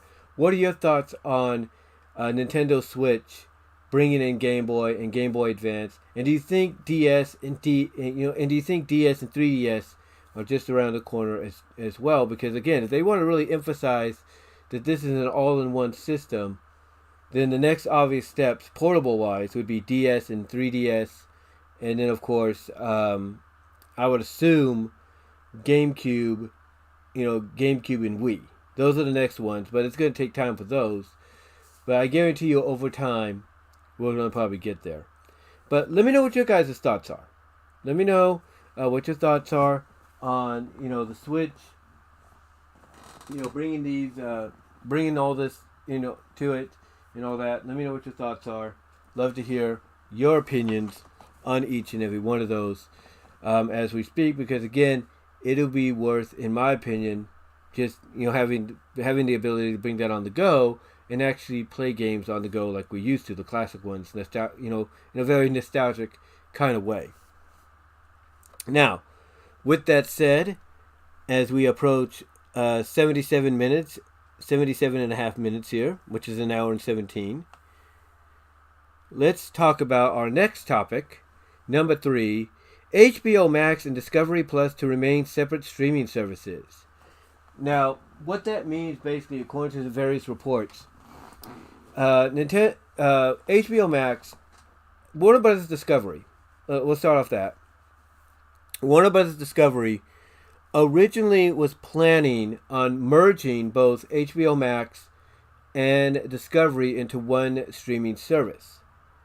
But I think after figuring out, oh, wait a minute, consumers are not going to want to pay a certain, price that's a lot higher than what they're doing right now, maybe it's better to backtrack. Now, does that mean some Discovery programming is not going to find its way onto Max? Not necessarily. Not necessarily, because long story short, yes, they are being kept separate entities for right now, but that does not mean HBO Max will not have several Discovery Plus series incorporated over to their service. Because the way I look at it is Discovery Plus might be the home of, the content that's new and original, but HBO Max will house it maybe like a month or two, or maybe a day later after it premieres, or maybe a week later after it premieres. So that way you have not one but two, possible areas to watch it in. But again, I think the real reason is because they realize not everybody's going to want to pay, one major price. And I also think they haven't really, and this is just my opinion, I think for all the talking that they did, I don't think they were able to figure out, the best, I guess you could say, strategic layout, menu-wise for the service. Because you already have HBO Max, like on the left side here, you already have a section of, here's Studio Ghibli, here's Cartoon Network, here's DC, here's Looney Tunes, and here's WB stuff and all that. You have all that already listed, if you will, on the side, already categorized. So to add in additional stuff would make it a little less confusing. So I think one of the things that probably made them change their minds, in my opinion, is the fact that it might have been too, I guess you could say, confusing for anybody to try to, what's the word I'm looking for? Try to navigate. There we go. I think it became too confusing for anybody to try to navigate.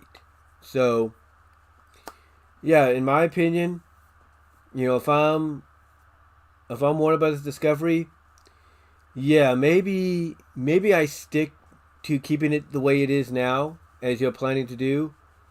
And if you want to over time, incorporate programming from Discovery Plus to HBO Max, over time. But but here's the thing: if the viewership numbers for it on Max are not good, then you could just send it back to Discovery Plus. I'm just saying. But yeah, I think again one of the main reasons I think I've heard is nobody wants to pay a higher price for this combined service.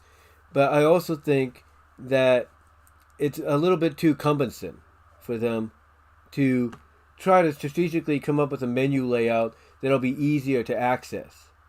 Because again, you have Discovery and all its channels or sectional channels on their service, and you have HBO Max with its category, and it's like, what's an easier idea? Like, what's a better, scenario and outlook in the long run? What's a better scenario and outlook in the long run to work with? And I think the most obvious is basically keeping it, as it is. Don't really fix anything. Don't really, attempt to change things out just yet. And if you still want to do that, take your time with it. Just because you might plan it out and announce it, a year ahead, doesn't mean within that next year or so you're going to be able to come up with a good idea. Sometimes it takes a lot longer.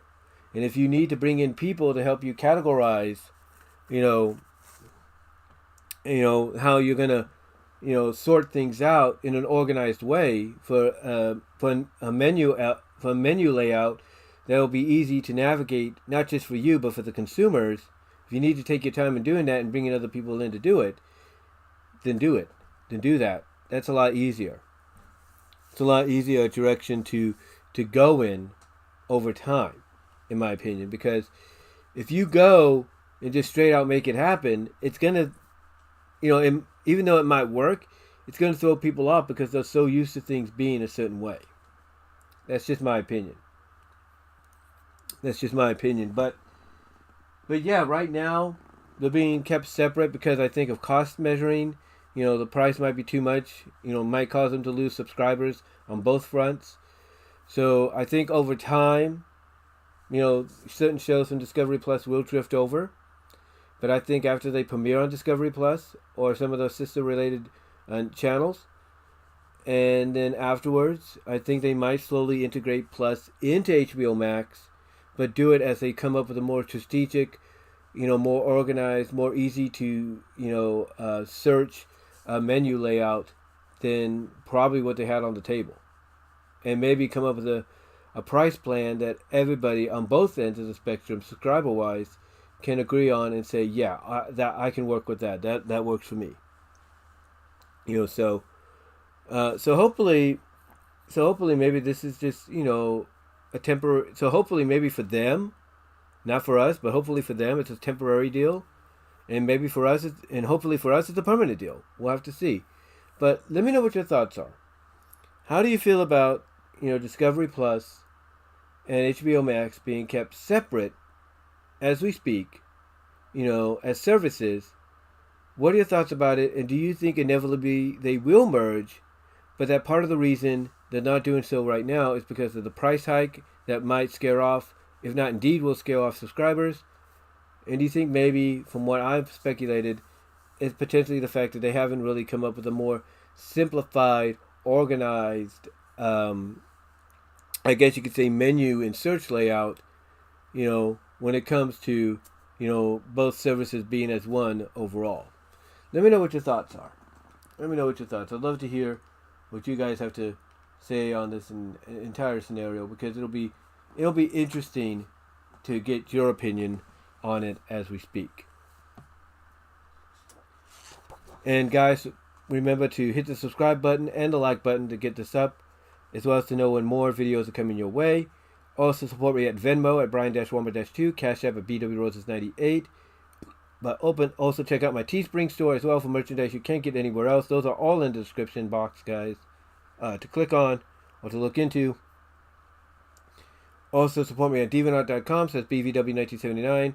Patreon.com at BWRoses, the $1, $3 tier. BW Roses Discussions, all your favorite audio podcast locations, except for Pandora, where you will get an audio podcast of this eventually very soon after we're all said and done. Also, ladies and gentlemen, support me at VENMO for content you can't get anywhere else, also at BW Roses. All right, so next up here, we have number 4.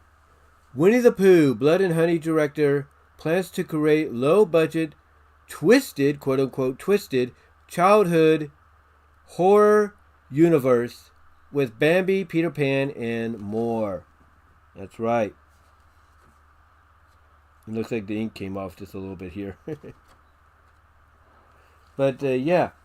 The people behind Winnie-the-Pooh, Blood and Honey, which comes out next week, from what I understand, here in the States. It's already come out in Mexico, and it's become a huge box office success there.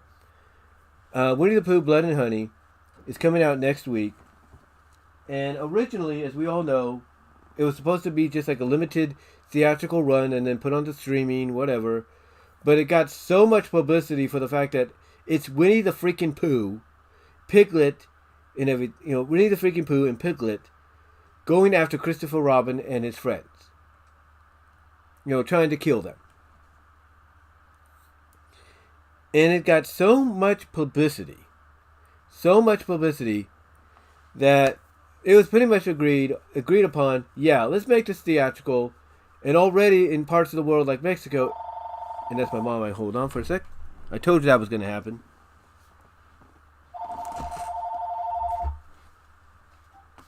Hello?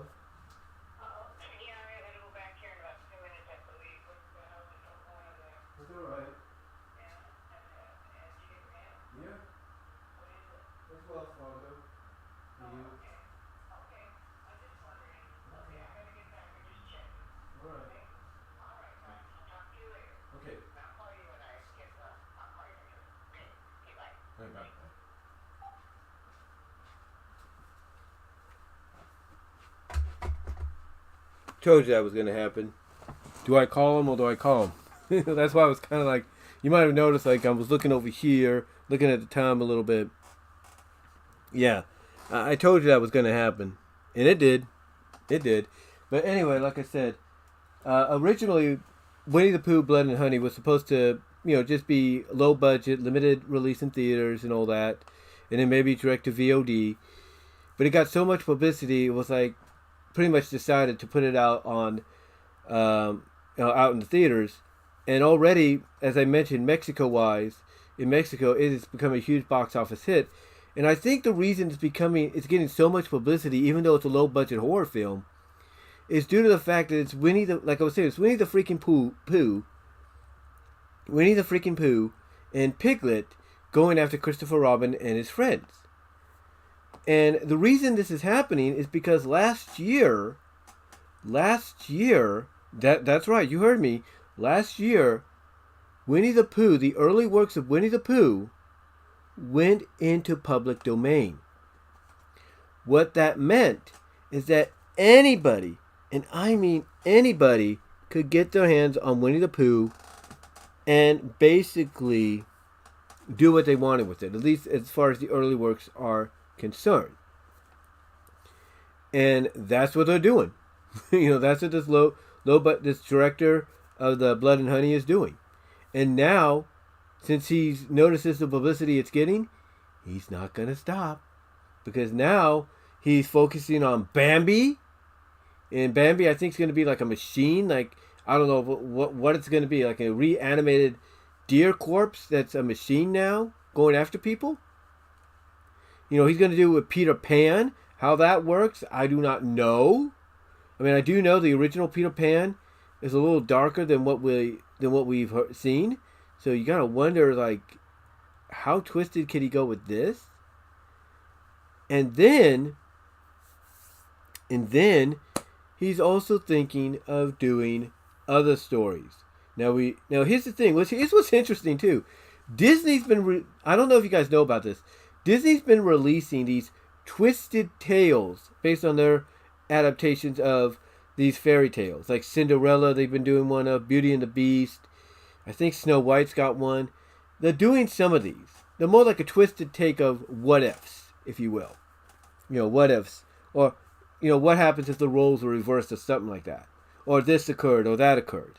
This twisted takes, So, Disney obviously, I don't know if they've had these books in the works for a while. They probably have.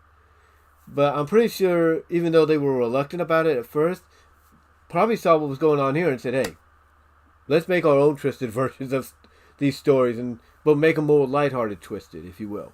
More of a more Disney-fied twisted, if you will. But yeah, the director, though, he's planning to do a whole horror universe, low-budget horror universe with these characters. Bambi, Peter Pan, and who knows who else. And obviously, these are going to be more twisted than what Disney's presenting in those books. And that's a fact. It's going to be more twisted than what Disney's presenting in those books. Period. But, yeah, basically, he plans to do more. And we know there's a lot more stories in the public domain as we speak that he could work with. I mean, Bambi and Peter Pan have already been announced. To take place after, Winnie-the-Pooh. But then who's next? Who's next? I'll tell you who I think he's going to go after next. Pinocchio. Yeah. Think about it. We just had a whole year's worth of Pinocchio material. From the Disney remake to the Pauly Shore one to the Del Toro one. We've had a whole slew of, Pinocchio material. And Del Toro's was the darkest out of them all. But can you imagine if this director gets his hands on Pinocchio, which I think he's going to, and turns it into a twisted horror film to be part of his horror universe, low budget horror universe based on childhood stories. Can you imagine how twisted and horrific that would be? That, my friends, would be crazy. Just crazy. And I don't think any of us would deny, how dark that could get. But there are other stories too. Like, for example, Little Mermaid. What if he wants to do one on Little Mermaid? What if he wants to do one on Cinderella? Sleeping Beauty. I mean, here's what's interesting. I remember this from when I was a kid. And I don't know why they read this to us. I guess it's to educators or something. But I remember, I think it was like around the third or fourth grade, fifth grade. They were reading us a story. Now you might say fifth grade. You guys are sitting down around, listening to a story? Well, like I said, it was around the third, fourth, fifth grade. It was around that time frame. But I remember in that time frame, one of my teachers, I think her name was, I don't know, it was Miss French. I think it was Miss French. I think it was. She would teach us Spanish. She was bilingual. So part of our lessons was we would learn Spanish. Like we would learn, like when we would learn about numbers, we already knew our numbers, or at least most of them that we could. She would also teach us the Spanish equivalent of it, like uno. Diez. Like uno, dos, tres, cuatro, cinco, seis, siete, ocho, nueve, diez. Like diez, being 10.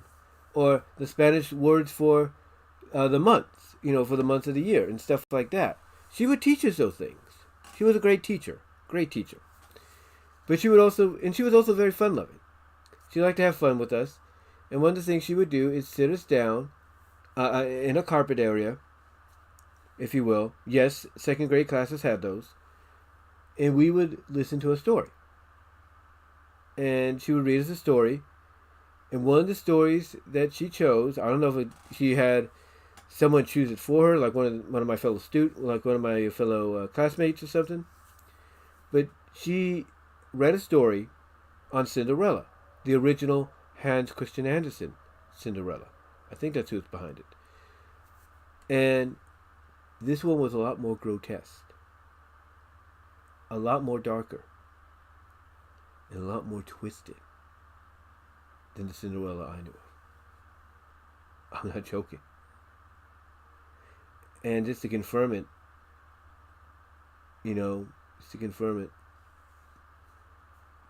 I think I asked told my parents, and they said, yeah. They said it is darker, than what I saw, as a kid. But yeah, imagine him getting his hands on Cinderella. I mean, the possibilities with all these public domain fairy tales, childhood fairy tales, it's unlimited to this guy. And if he's going to continue this with Bambi and Peter Pan, and who knows who else, Pinocchio, Sleeping Beauty, Snow White, Cinderella, Jungle Book.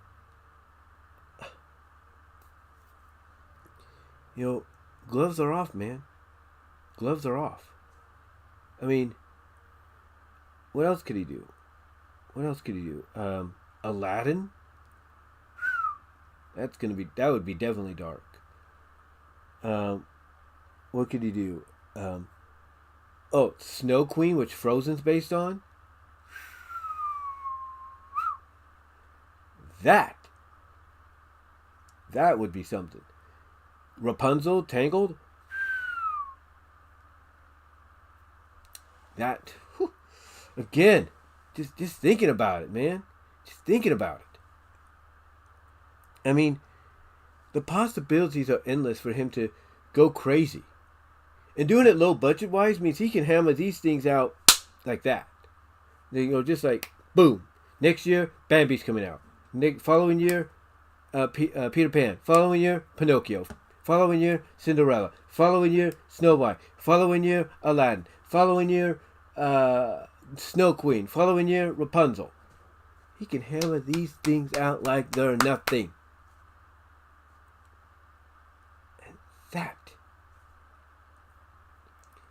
And that, my friend, I can tell you right now, it is gonna, just upon hearing this news, and this is coming from the Hollywood Reporter. With this, I saw this, and a friend of mine, Frank Hill, Frank saw it, and I'm sure others saw it. This news coming out right now, you cannot tell me he is scaring the living, what, out of the likes of Disney. Because it is.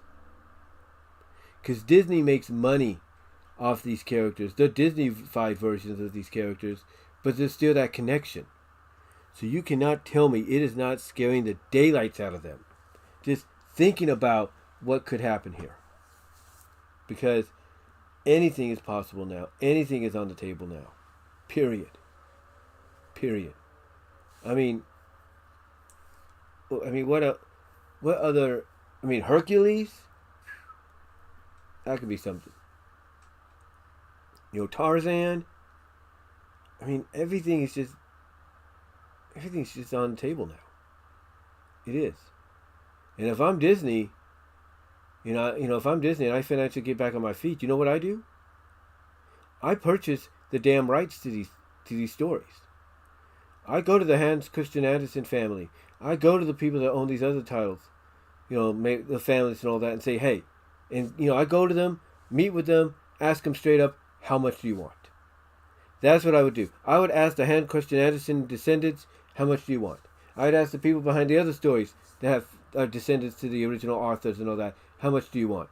That way, not only would I be able to hopefully purchase the rights to these stories, if you will, that they still have in possession, but I'd be able to keep these kind of things from happening. Now you might say, well, they don't own them anymore. They don't own them. Technically they don't, but they do own part of it. They do own parts of them. And again, if I'm Disney and I financially get back on my feet, I go to them and say how much, to get the rest of that stuff off your back. All those other stories that are yet public domain off your back. And then I go to public domain. I go to public domain offices and say, how much do you guys want for all these stories? You know why? That way, I could prevent this kind of stuff from happening. I can prevent this kind of stuff from happening. And, would it work? I'm not sure. But it would be something. It'd be something to look at. But yeah, if I'm Disney, I'm scared blankety blankness, if you will, right now, because of what potentially is on the horizon. Because on one hand, you have their interpretation that everybody knows, and now you have this person from a low budget standpoint saying, well, I'm going to give you a more twisted childhood horror version of it. And I'm going to make a universe out of it. It's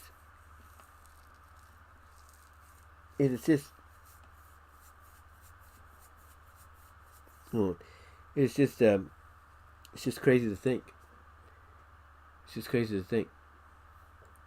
I mean, Winnie-the-Pooh and Blood and Honey is the reason this is all happening.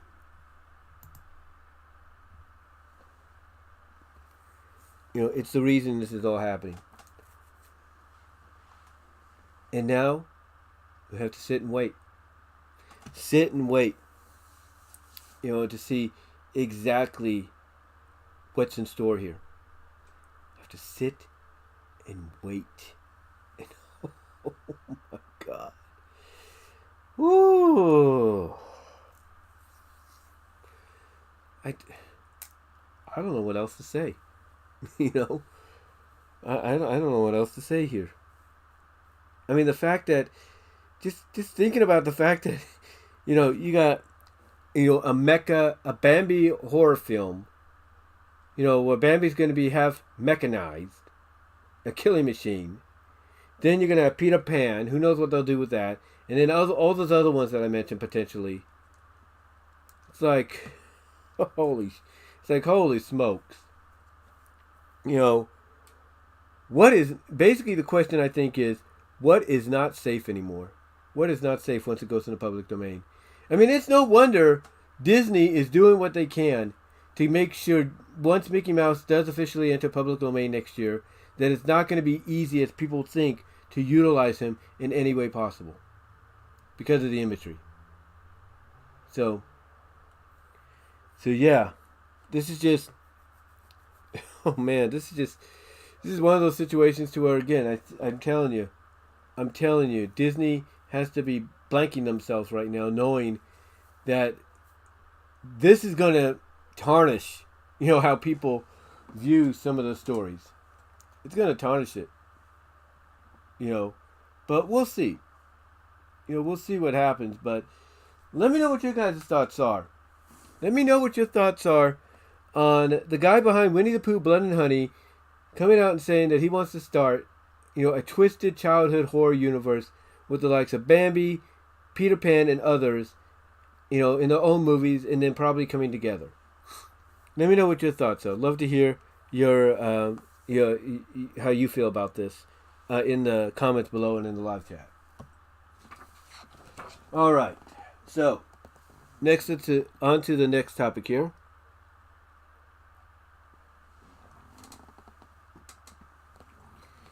And on to the next topic, and that is at an hour and 44 minutes, and 44 and a half minutes, movies being released in 2 to 3 parts to tell the whole story.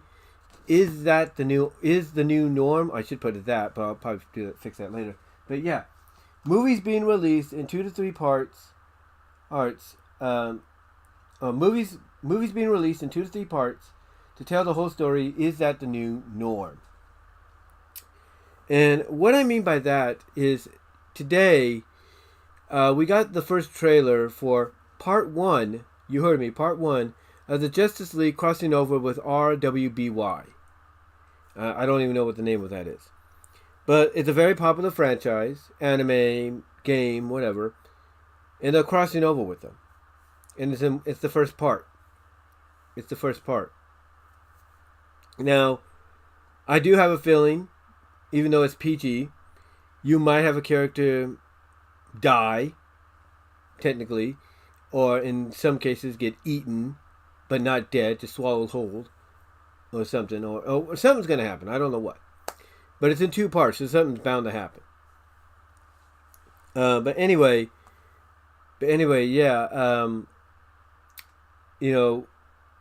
Recently, over the past several years, and upcoming, a lot of things, a lot of movies that have been announced, on the verge of being released, they are basically being put into multiple parts. They are. Now, I know some might say, well, that's not totally new. We've seen it before. Look at Lord of the Rings. Yeah, I'm not denying that.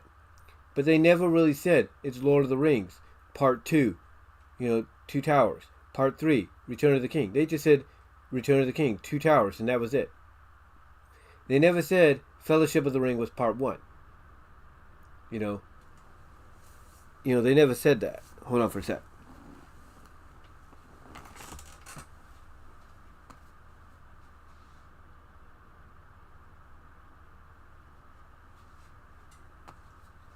Heater went on. I have the windows open, so I don't want to waste that. But like I said, they never straight out said that they were parts. They were based on books. They were based on the book series. That were continuing after the other. They never put in part. But now we're starting to see that. And I think the reason we're seeing that, and that's kind of becoming like the new norm, not just for direct-to-video movies, but theatrical movies, is because you can only tell a story. You can only tell so much story within the span of 2 to 3 hours, or whatever you're limited to. You only can tell so much of a story within the span of 2 to 3, maybe 4 hours at most, and that's it. And you want to tell more. You want to tell more of that story. You got more to go and everything. So what do? You come up with the idea of basically saying, the first movie that we're doing is going to be Part 1, and then we're also going to, the following year, release Part 2. And at the same time, behind the scenes wise, you're going to film both at the same time. So that way you have that exact release date the way you want. And that's kind of what you're getting here. It's kind of what you're getting here with, like I said, this Justice League crossing over with RWBY. Rebuy, I think, or whatever. That's what you're getting. And like I said, it's not the first time. It's not. Sometimes, movies will do that. They will do it. There's no doubt. Speaking of, DC direct-to-video movies, we know that basically, The Dark Knight Returns was a 2-parter. We know that the new 52 revisioned Death of Superman movie was 2 parts. We know that. But they never came out and said, the new 52 revision of Death of Superman was 2 parts. They never said it's Part 1, Death of Superman, Part 2, Reign of Superman. No, they just said, Reign of Superman's coming afterwards, but they did basically say it's a continuation. They never actually said it was 2 parts. The same with Avengers, Infinity War, and Endgame. You knew it was in 2 parts. Originally, they said it was going to be Avengers, Infinity War, Part 1, and then Part 2, before they changed Part 2 to Endgame. But, again, even with that, even when they first announced that, it was a surprise because it was the first time, and I think a long time, that any movies had ever been given, the title of Part 1, Part 2, as if they were a miniseries. But yet, here we are. And again, they did change it so that way, so that way it felt more definitive. Because if they would have kept Infinity War Part 2 as it was, people would go into it thinking, we're going to get a Part 3. They wanted to make sure that this major portion, of the phase was it. This was the end. And that's what we got. That's what we got. When they changed the name of the title to Endgame.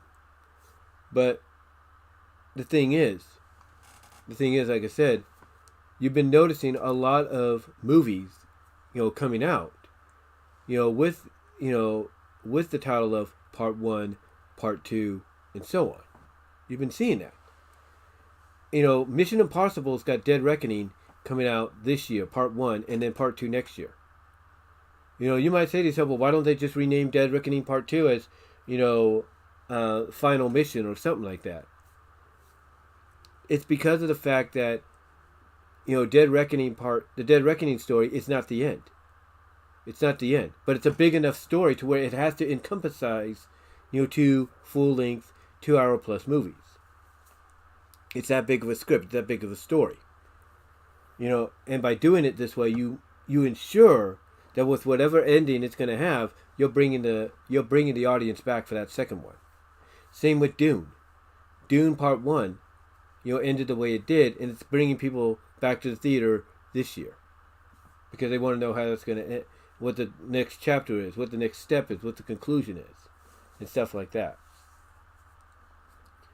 So to see, a lot of movies going this route, like I say, with a direct-to-video or theatrical, it's mainly because of the fact that the story of the movie basically is way, way too big to be contained within one feature.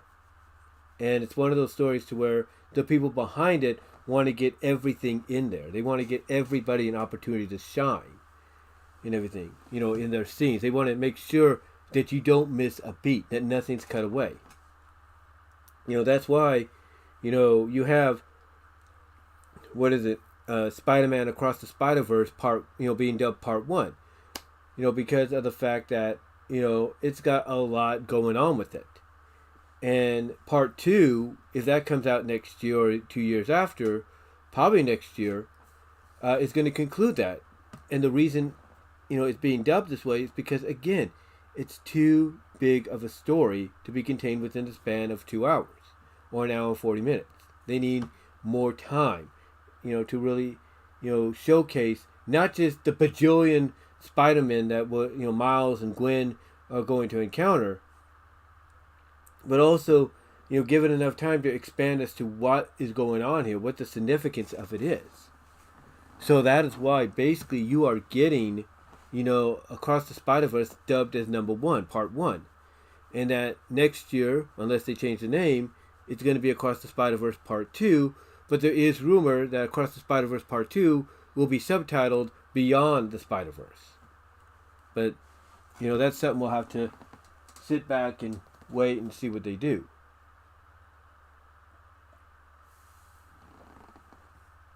Some will have to sit back and wait and see what they do with. But, but here's the thing. Like I said, it's, it seems that this is becoming a new norm. It seems like this looks like it's becoming a new norm in movies. Not shows, but movies, because of the fact that, imagine you're sitting down and you're typing up a big fan fiction story. Okay? You're typing it up, putting in everything you want to put in there, all the characters, scenes, moments, and all that. A bit of eroticism, we want to do that. You're typing it all up. And when you're done, your story basically is about, what's on average of a script? About 1,000 pages, 2,000 pages, something like that. Your story is essentially 5,000 pages. And for a script submittance, it should be only 2,000, because that 2,000 or 2,500, 2,500 plus, if you will, because of the fact that that's equivalent to maybe a 2-hour movie at most. So that's the submittance point. But yours is over 5,000 plus. So what do? Do you trim it down? Or do you just say, hey, I'm going to present it as is, let them take their time in reading it and see what happens? And if maybe your fan fiction that you want to make into an official script for an official movie is approved, the most likely scenario is they will say, hey, we love the story, we'll greenlit it, but catch is it's got to be in 2 parts. And then you might say to yourself, well, why not 1? And then they could, and then maybe by default they'll tell you, well, because on average, 2,500 pages for a script, on average, that's about a 2-hour movie or 2.5-hour movie. But what you gave us, that's the equivalent of a 4 to 5-hour movie. So it has to be trimmed into 2, or has to be done in 2 parts, or something like that. And even if you ask, well, what could you, and even if you ask maybe why would it have to be 2, what would the purpose be for 2 parts? The answer you would probably get is because if you end it in a certain way, it draws people back the following year or so to see how it's concluded. So yeah, basically it's like I said, you're typing up a 5,000 page script, and then you submit it, it gets approval, and then they say you got to do it in 2 parts because basically it's too much story, it's too good not to leave anything out, so you need more time. They're willing to give you more time to make it happen. So to me, I think basically that's why we're getting all these, 2-part films now, because it's the equivalent of something like that, but it's also, the people behind it, the people that write the script, the directors, the producers, those that approve of it to be greenlit, that want to see this story, as good as it sounds to them, be given all the opportunity, all the time it needs to explore every scenario it has. Give every scene its proper time. Give every actor and actress and character they portray the proper due. So that's why it seems to be becoming the new norm. That's why it's becoming seemingly the new norm. I mean, you look at, again, going back to DC's direct-to-video movies, they did the last Halloween in 2 parts for Batman. You might say, well, they should have done it in 1. Here's the thing. The second part got its start because of the ending of part 1. So you needed to fill that gap in. And that's how we got to that. So either way you look at it, it seems that over time, throughout the years, past, present, and future, it seems that multi-part movies, 2 to 3 part movies, are becoming the new norm in cinemas, in theaters. Because what they do basically is they use that, like I said, to draw in that audience, the following year, depending on how you end the first movie or the second movie. So basically that's why. So that's basically why essentially you have these movies happening the way they do. I mean, if you want to look at television, and hello to Cream the Rabbit fan, nice to see you in the live chat. Thank you for tuning in.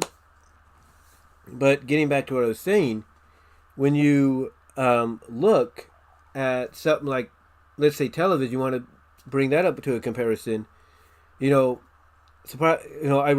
a fan of Sonic is in the building right now. I could go back to Sonic Satayam, and I could look at the ending of Doomsday Project. And originally, that ending, that cliffhanger ending, was supposed to lead us into a 3rd season. That was essentially the equivalent of Sonic the Hedgehog, Sonic Satayam Part 2, which was Season 2 was, leading us into Part 3, which Season 3 would have been with that ending. That's what it was the equivalent of, essentially. The thing I'm getting at, ladies and gentlemen, is, this is something that, has been done before, but is really starting to pick up more steam now because I think with, technology as advanced as it is now, with, financially some movie studios being able to, make it happen, and we have a new generation of writers and, producers and directors out there. We're able to finally get things the way they were meant to be originally. That's what it is. Well, we're getting things as they were originally meant to be seen. We don't have to worry about things being cut down, edited, or anything like that. We're now getting an opportunity, if financially suitable or sustainable, I should say, to make it happen. We're finally getting an opportunity, even through multiple parts, to see these stories play out as they're meant to be. And that's a fact. That's a fact. And again, going back to television, one of the things I've talked about recently was Alf and everything. And I gave my thoughts storyline-wise as to why why that ending happened the way it did in that series finale. And that series finale was meant to hook you in for what would have been a fifth season, which never happened, but it still hooked people in enough, even 6 years later, that when the announcement of Project Alf as a movie came out to give some closure, people tuned into it and watched it. Despite what others might say, fans of the show and the character tuned in to watch it to see what was going to happen next. Or what the conclusion would be.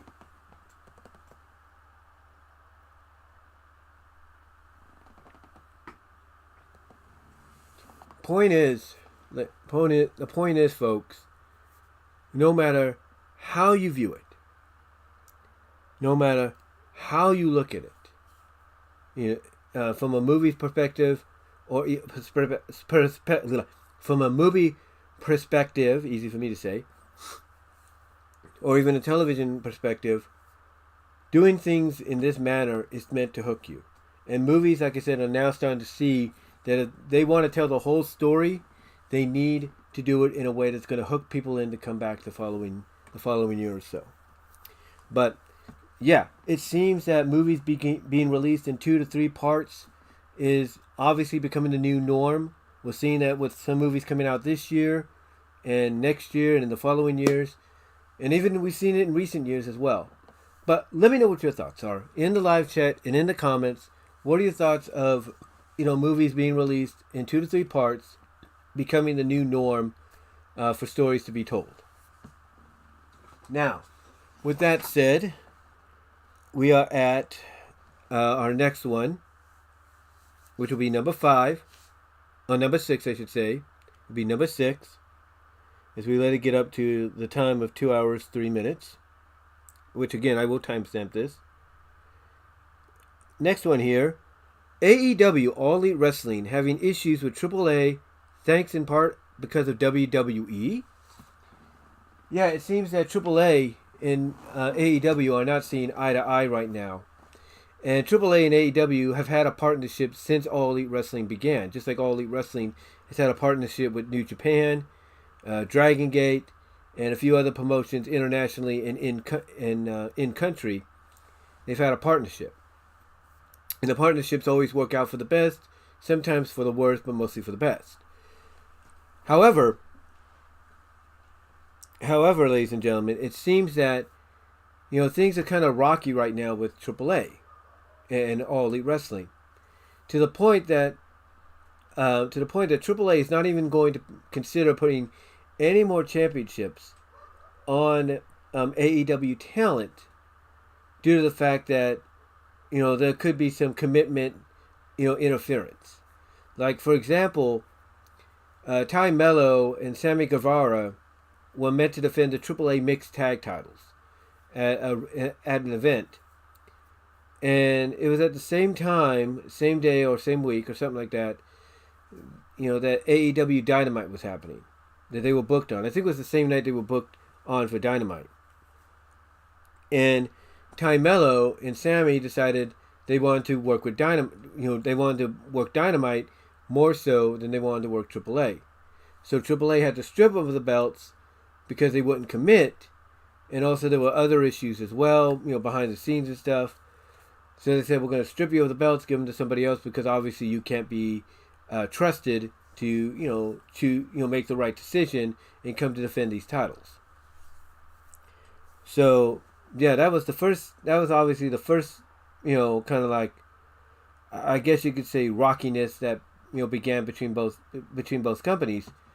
But then recently, AAA Dragon Lee and his brother Draglisto, I believe, won the AAA World Tag Team titles.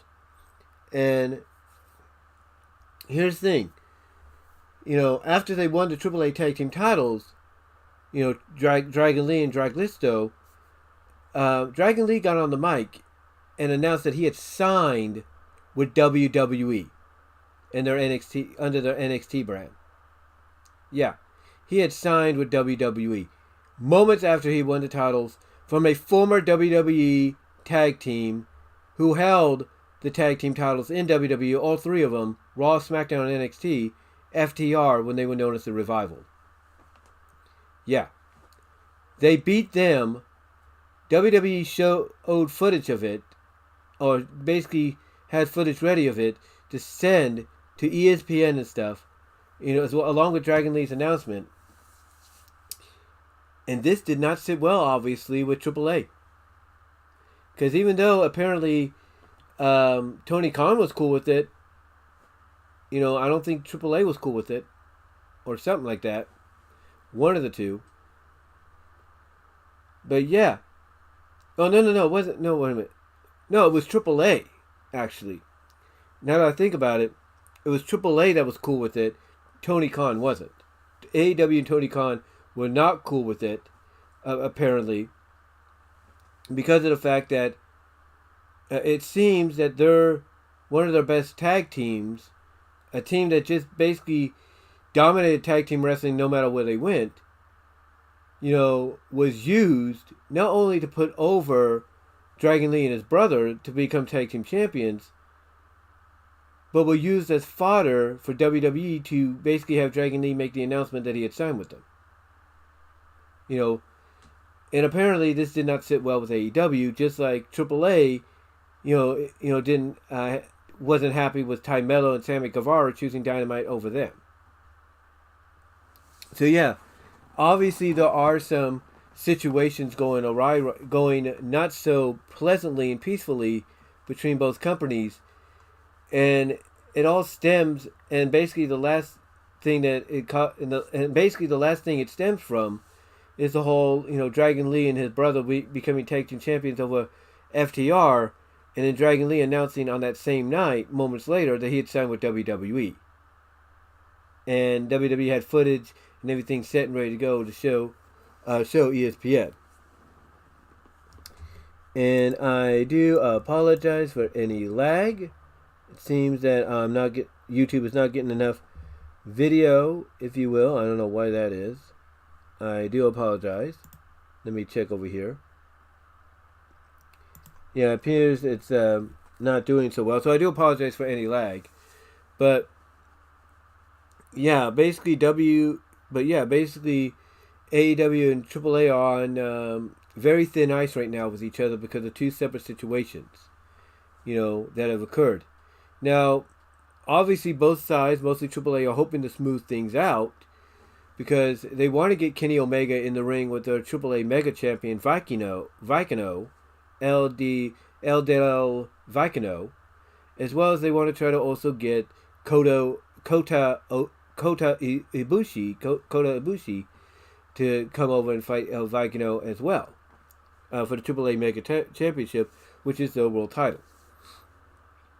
But yeah, right now it doesn't seem like things are very pleasant anymore between the two sides, or at least business wise the trust that was there is kind of wearing thin, and it's in desperate need for repair. So yeah, that's basically what's going on there. As I check something here, guys. AAA Mega Championship, which is the world title. It seems everything's alright. Right now, it doesn't seem like. Yeah, everything seems okay. I don't know what's going on here. Maybe it's YouTube or something like that. I don't know. But like I said, they are. They basically, the trust is wearing kind of thin right now. Hopefully, both sides can repair it and work something out. And now, basically, things are back to normal again with the YouTube, back to excellent condition. I'm assuming somebody else got on the internet wherever they are, and that's caused the interference. But anyway, like I said, the the relationship between both sides is not doing so well as we speak. So one can only imagine how much, I guess you could say, what's the word I'm looking for?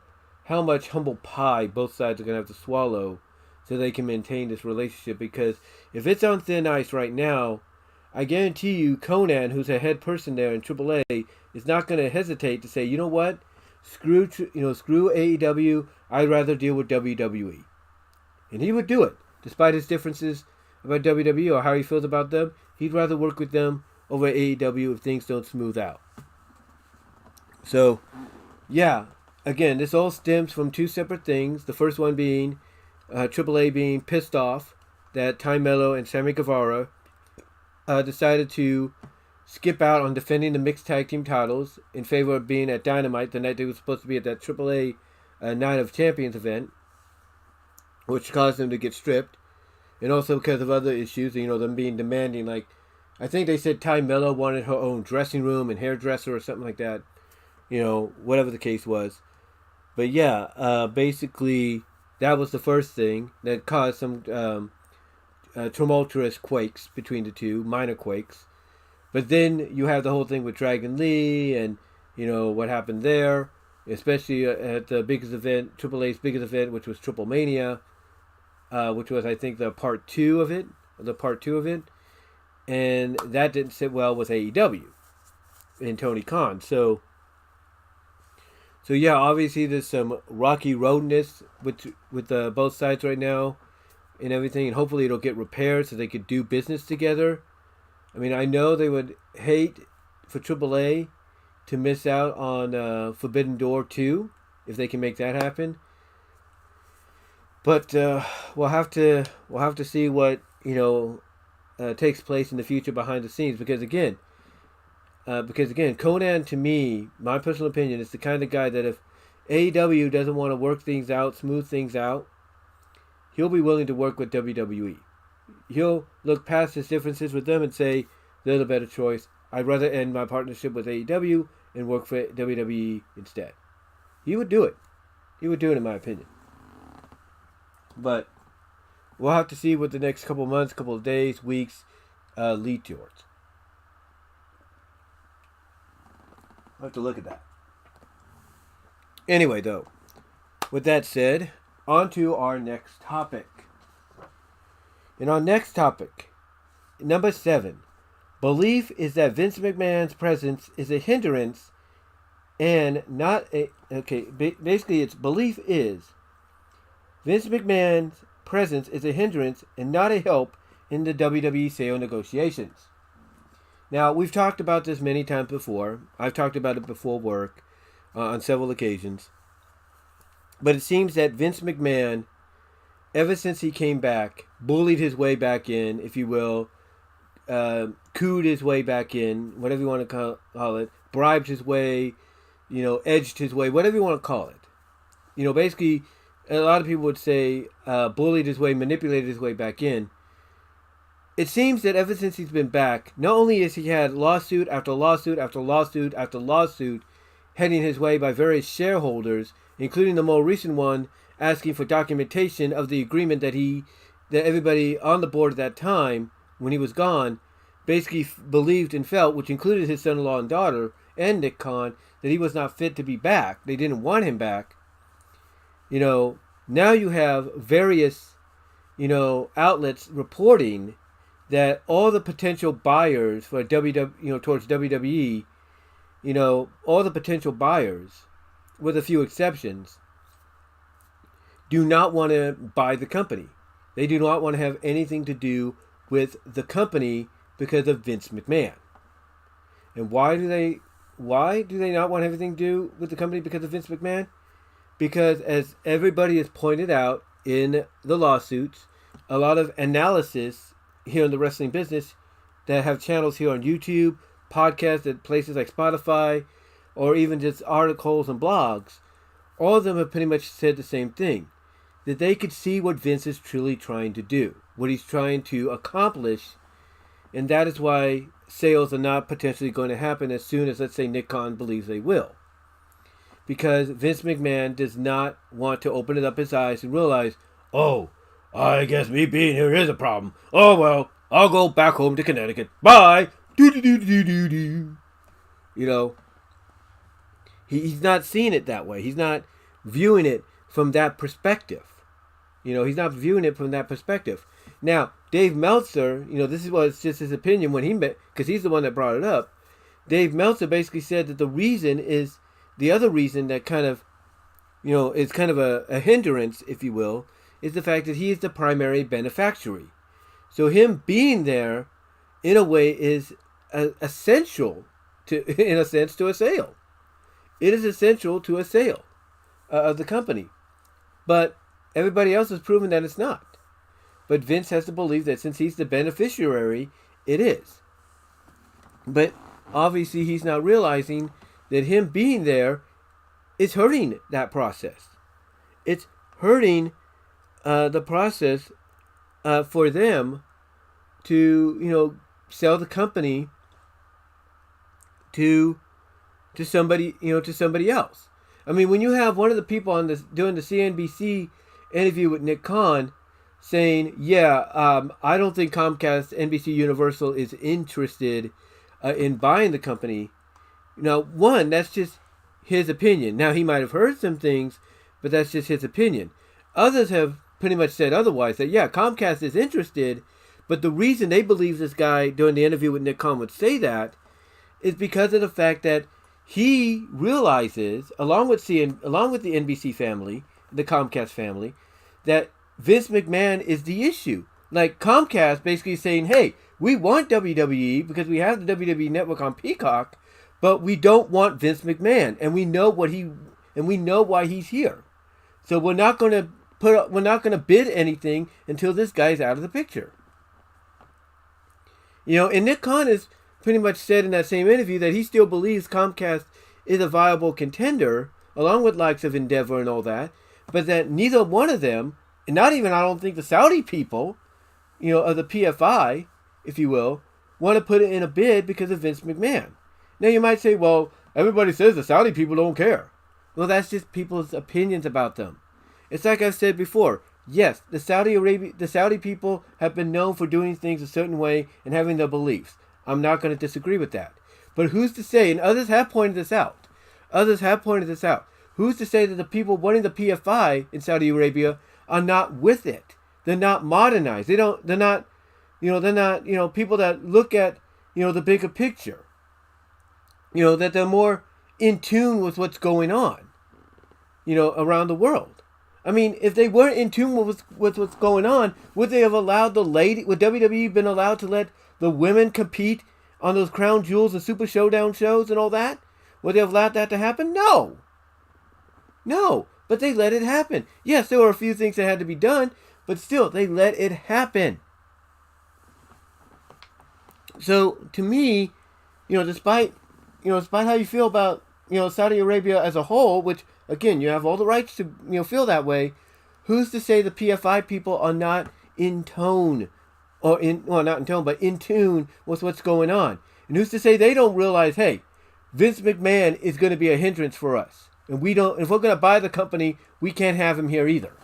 Who's to say they don't feel that way too? You know, his thing, you can't just have Comcast, Endeavor, Amazon, Netflix, Fox, ESPN, Disney, you know, be the only ones that feel this way. They too feel this way, despite how you feel about them personally, you know, as a country and as people. You know, they feel the same way too, more than likely. Because if they didn't, why haven't they put out a bid? Why haven't they put out the first bid, the first offer? Because they probably feel the same way. They probably have heard what Vince has done and everything, and being more in tune with what's going on, realizing this guy's going to be a problem. He's going to be a problem with us, or for us. We need to stay away right now until things are worked out. Things are settled, if you will. So, to me, yeah, Vince McMahon obviously doesn't realize he's a problem. I mean, we all get why he's there, you know, despite how we feel about it. You know, and we can all give our own, you know, difference of opinion as to why he's really there. And there's no arguing that, because of what he's done in the past, on screen as a character and off screen. But again, the point I'm getting at, is the fact that, the point I'm getting at and everything is, what's the word I'm looking for? I don't want to lose my track of thought here. But the point I'm getting at is, we all know, like I said, we all know why he's there.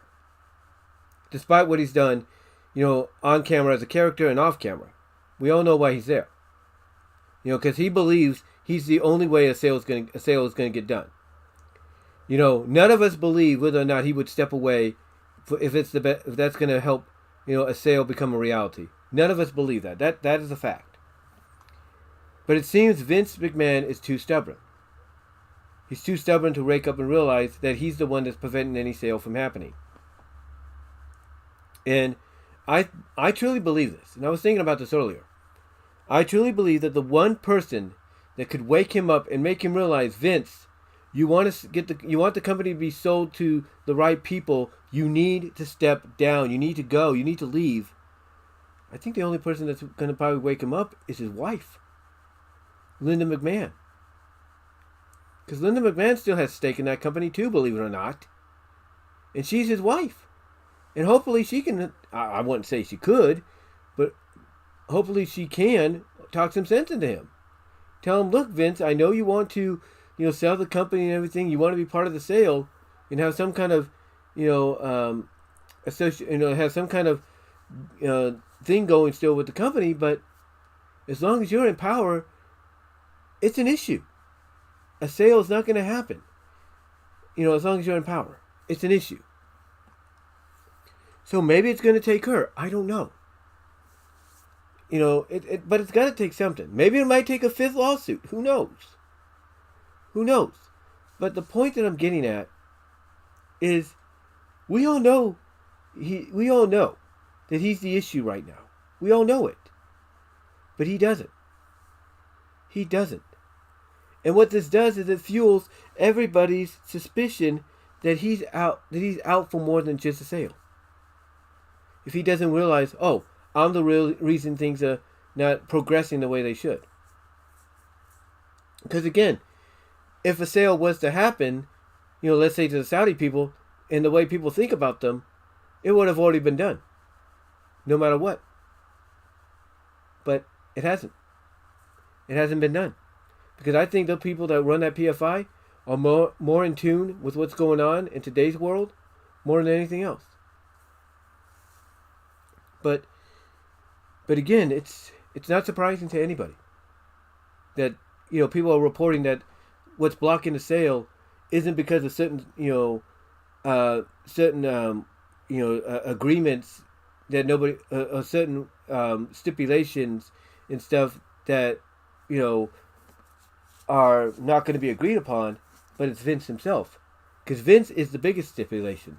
Vince is basically the stipulation of, well, I'm going to sell the company to you, Comcast. I'm going to sell the company to you. Ooh, and everything. Good price and everything. I love it.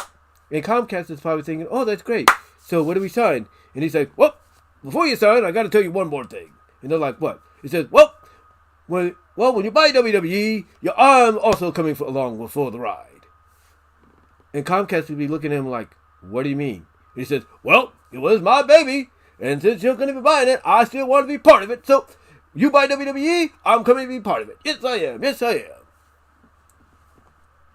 am.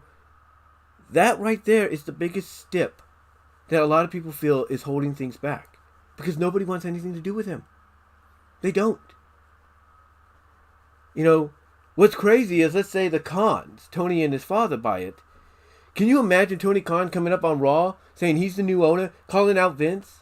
I can see Tony Khan, shaking Vince, hands, hugging him, thanking him, and then maybe letting him have it and saying, Vince, here's the truth though. Nobody likes you because you think you're still stuck in the 1980s. It's not 1980s anymore. It's 2020 something. Wake up. Hello. You know, I wouldn't put it past Tony Khan to do something like that. But again, that's only if they were able to slip in and say, hey, we own it now. But yeah, it's an interesting situation that shouldn't be a surprise to anybody. And hopefully, like I said, somebody like Linda McMahon, which is his wife still, I still believe they're married, steps in and says, Vince, you're the hindrance. You're what's preventing the sale from happening. And if not his wife, maybe his lawyer, Jerry McDivitt. Maybe Jerry talks to him and say, Vince, a sale's not going to happen as long as you're here. As long as you're still in power. You need to leave.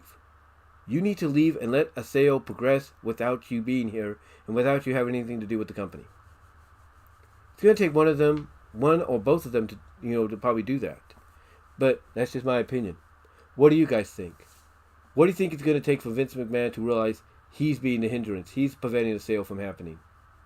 Let me know in the live chat, in the comments below. All right. So next up, as I check something here. Okay. Next up here, our last topic. Velma Season 1 ends, but will Season 2, despite being greenlit, actually happen?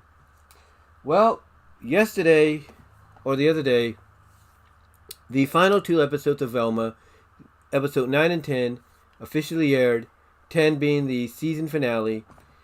And be honest with you, I think it might more than likely be the series finale because, if I'm Mindy Kaling, I might want to ask David Zaslav if I could shop Velma around to someplace else, because, this was probably the most awkward, negatively responded first season, debut season of any show, animated or live action, I think anybody's ever seen or experienced. And despite a season 2 being greenlit, because of obviously it being one of the more watched and viewed shows on HBO Max in quite a while, and mostly because it was critical watch, if you will. I don't think a season 2 is actually going to happen. Yes, it was greenlit to happen, but doesn't mean it will. And we know that David Zaslav and his crew are known to, put the axe down on projects before they even get a chance to get going. Look at Batgirl, for goodness sakes. Do you think he's going to want to risk it with a season 2 of Velma? I don't think he would. But then again, he could allow Mindy to shop season 2 of Velma around to another streaming service. But even they may not want nothing to do with it because of the negative reputation it got. So yeah, I don't know if it will actually happen. If it does, it'll be just like I said before. I think Mindy Kaling might get replaced. I think they will allow season 2 to happen, but they're going to replace Mindy Kaling as Velma. They're going to replace her. They're going to replace everybody else, voice wise. And maybe they're going to start season 2 by saying, "Oh, by the way, this is the real Velma," and she was just writing it in her memoir of how she saw it happen, how she felt it should have gone. Basically, reveal maybe it was all fiction, and this is how she would have viewed it or seen it, had she been put in a different position or something like that. I don't know. But yeah, I honestly I just do not think Velma is going to season 2 is honestly going to happen. And if it does, I don't think it'll happen for some time. Yes, animation takes a while to do, but especially 2D. But I don't think it's going to happen. I don't, at least in this incarnation, because I believe what's going to I believe what's going to happen is if it does occur, season 2 is going to open up with us, seeing Velma, probably seeing the ending of season 1, and then coming up and seeing Velma behind a computer just typing it up and saying, "Yeah, end of my story, done." And then we see the rest of the Mystery Inc. gang probably reading it along with her or maybe she passed out copies of it to them, and I could see the reaction being like, Daphne could be like, "Why did you portray me like this? That's not how I act."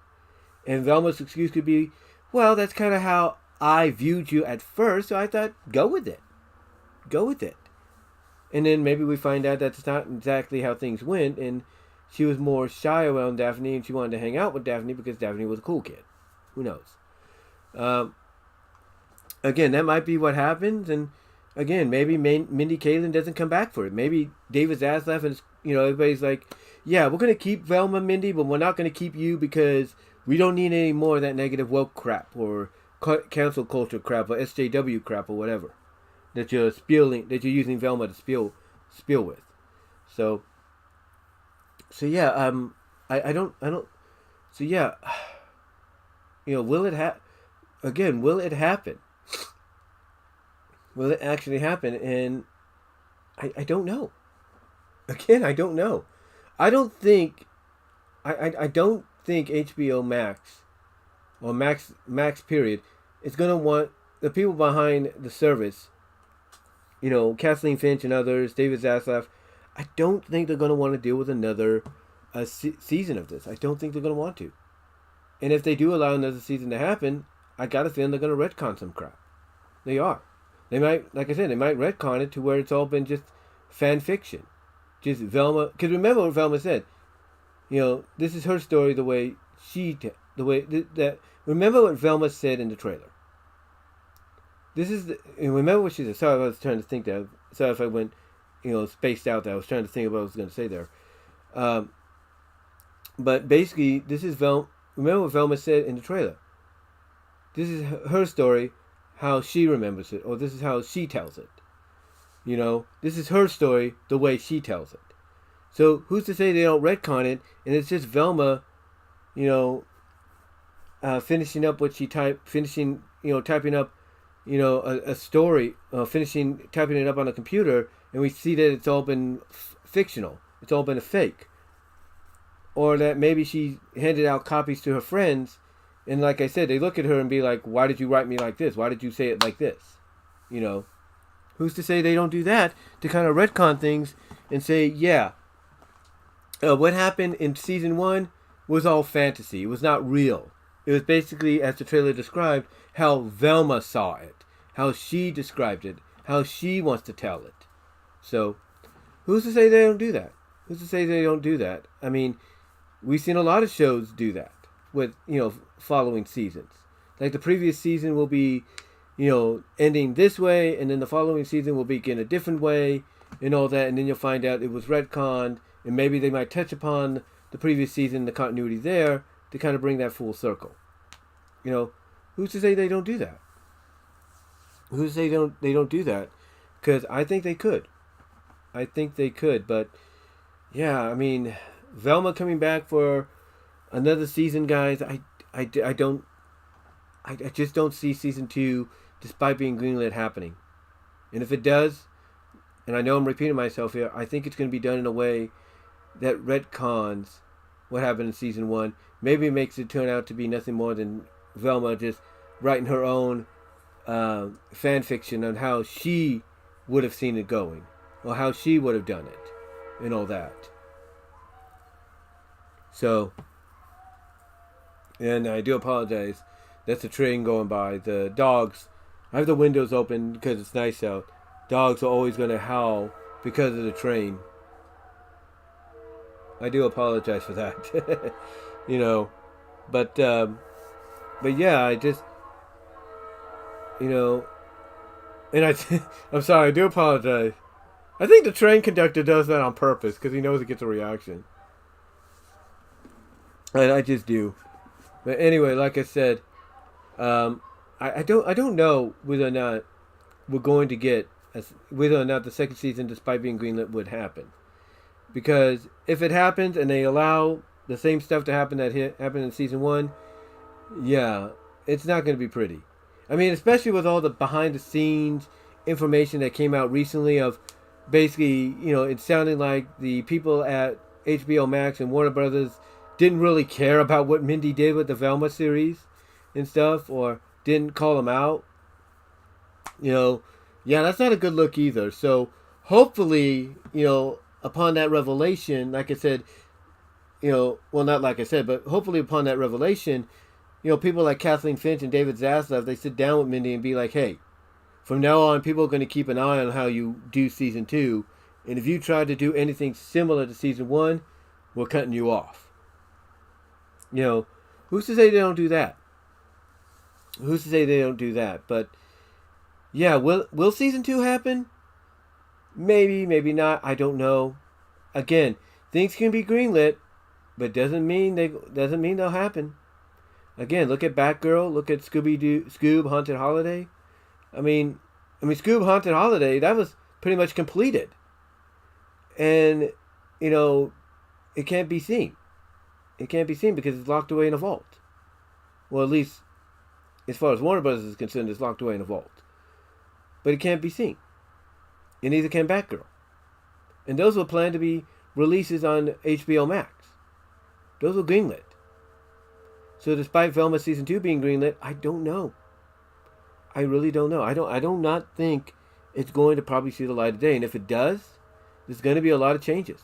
Either Mindy Kaling and her team gets kicked off, and we get a new team, and and by default they retcon, what happened in season 1, and have it turn out to be nothing more than Velma writing down or typing down her own interpretation of events because maybe in reality it didn't actually go that way. We don't know. But yeah, I don't know. I think they got a lot to think about. That being David Zaslav, Kathleen Finch, and HBO Max when it comes to Velma. I think they got a lot to think about. But let me know what your thoughts are. Let me know what your thoughts are on that. And now, with that said, at 2 hours, 37 minutes, and 15 seconds, just wanted to do my closing thoughts here. First of all, I want to thank you guys for tuning in. Really appreciate it. You will get an audio podcast version of this, hopefully very soon, so you guys can listen to it on the go in audio form. I think you guys will all appreciate that. Also, I will timestamp, basically, where you can find these here on YouTube, so you don't have to, fast forward throughout the entire live stream or post live stream video.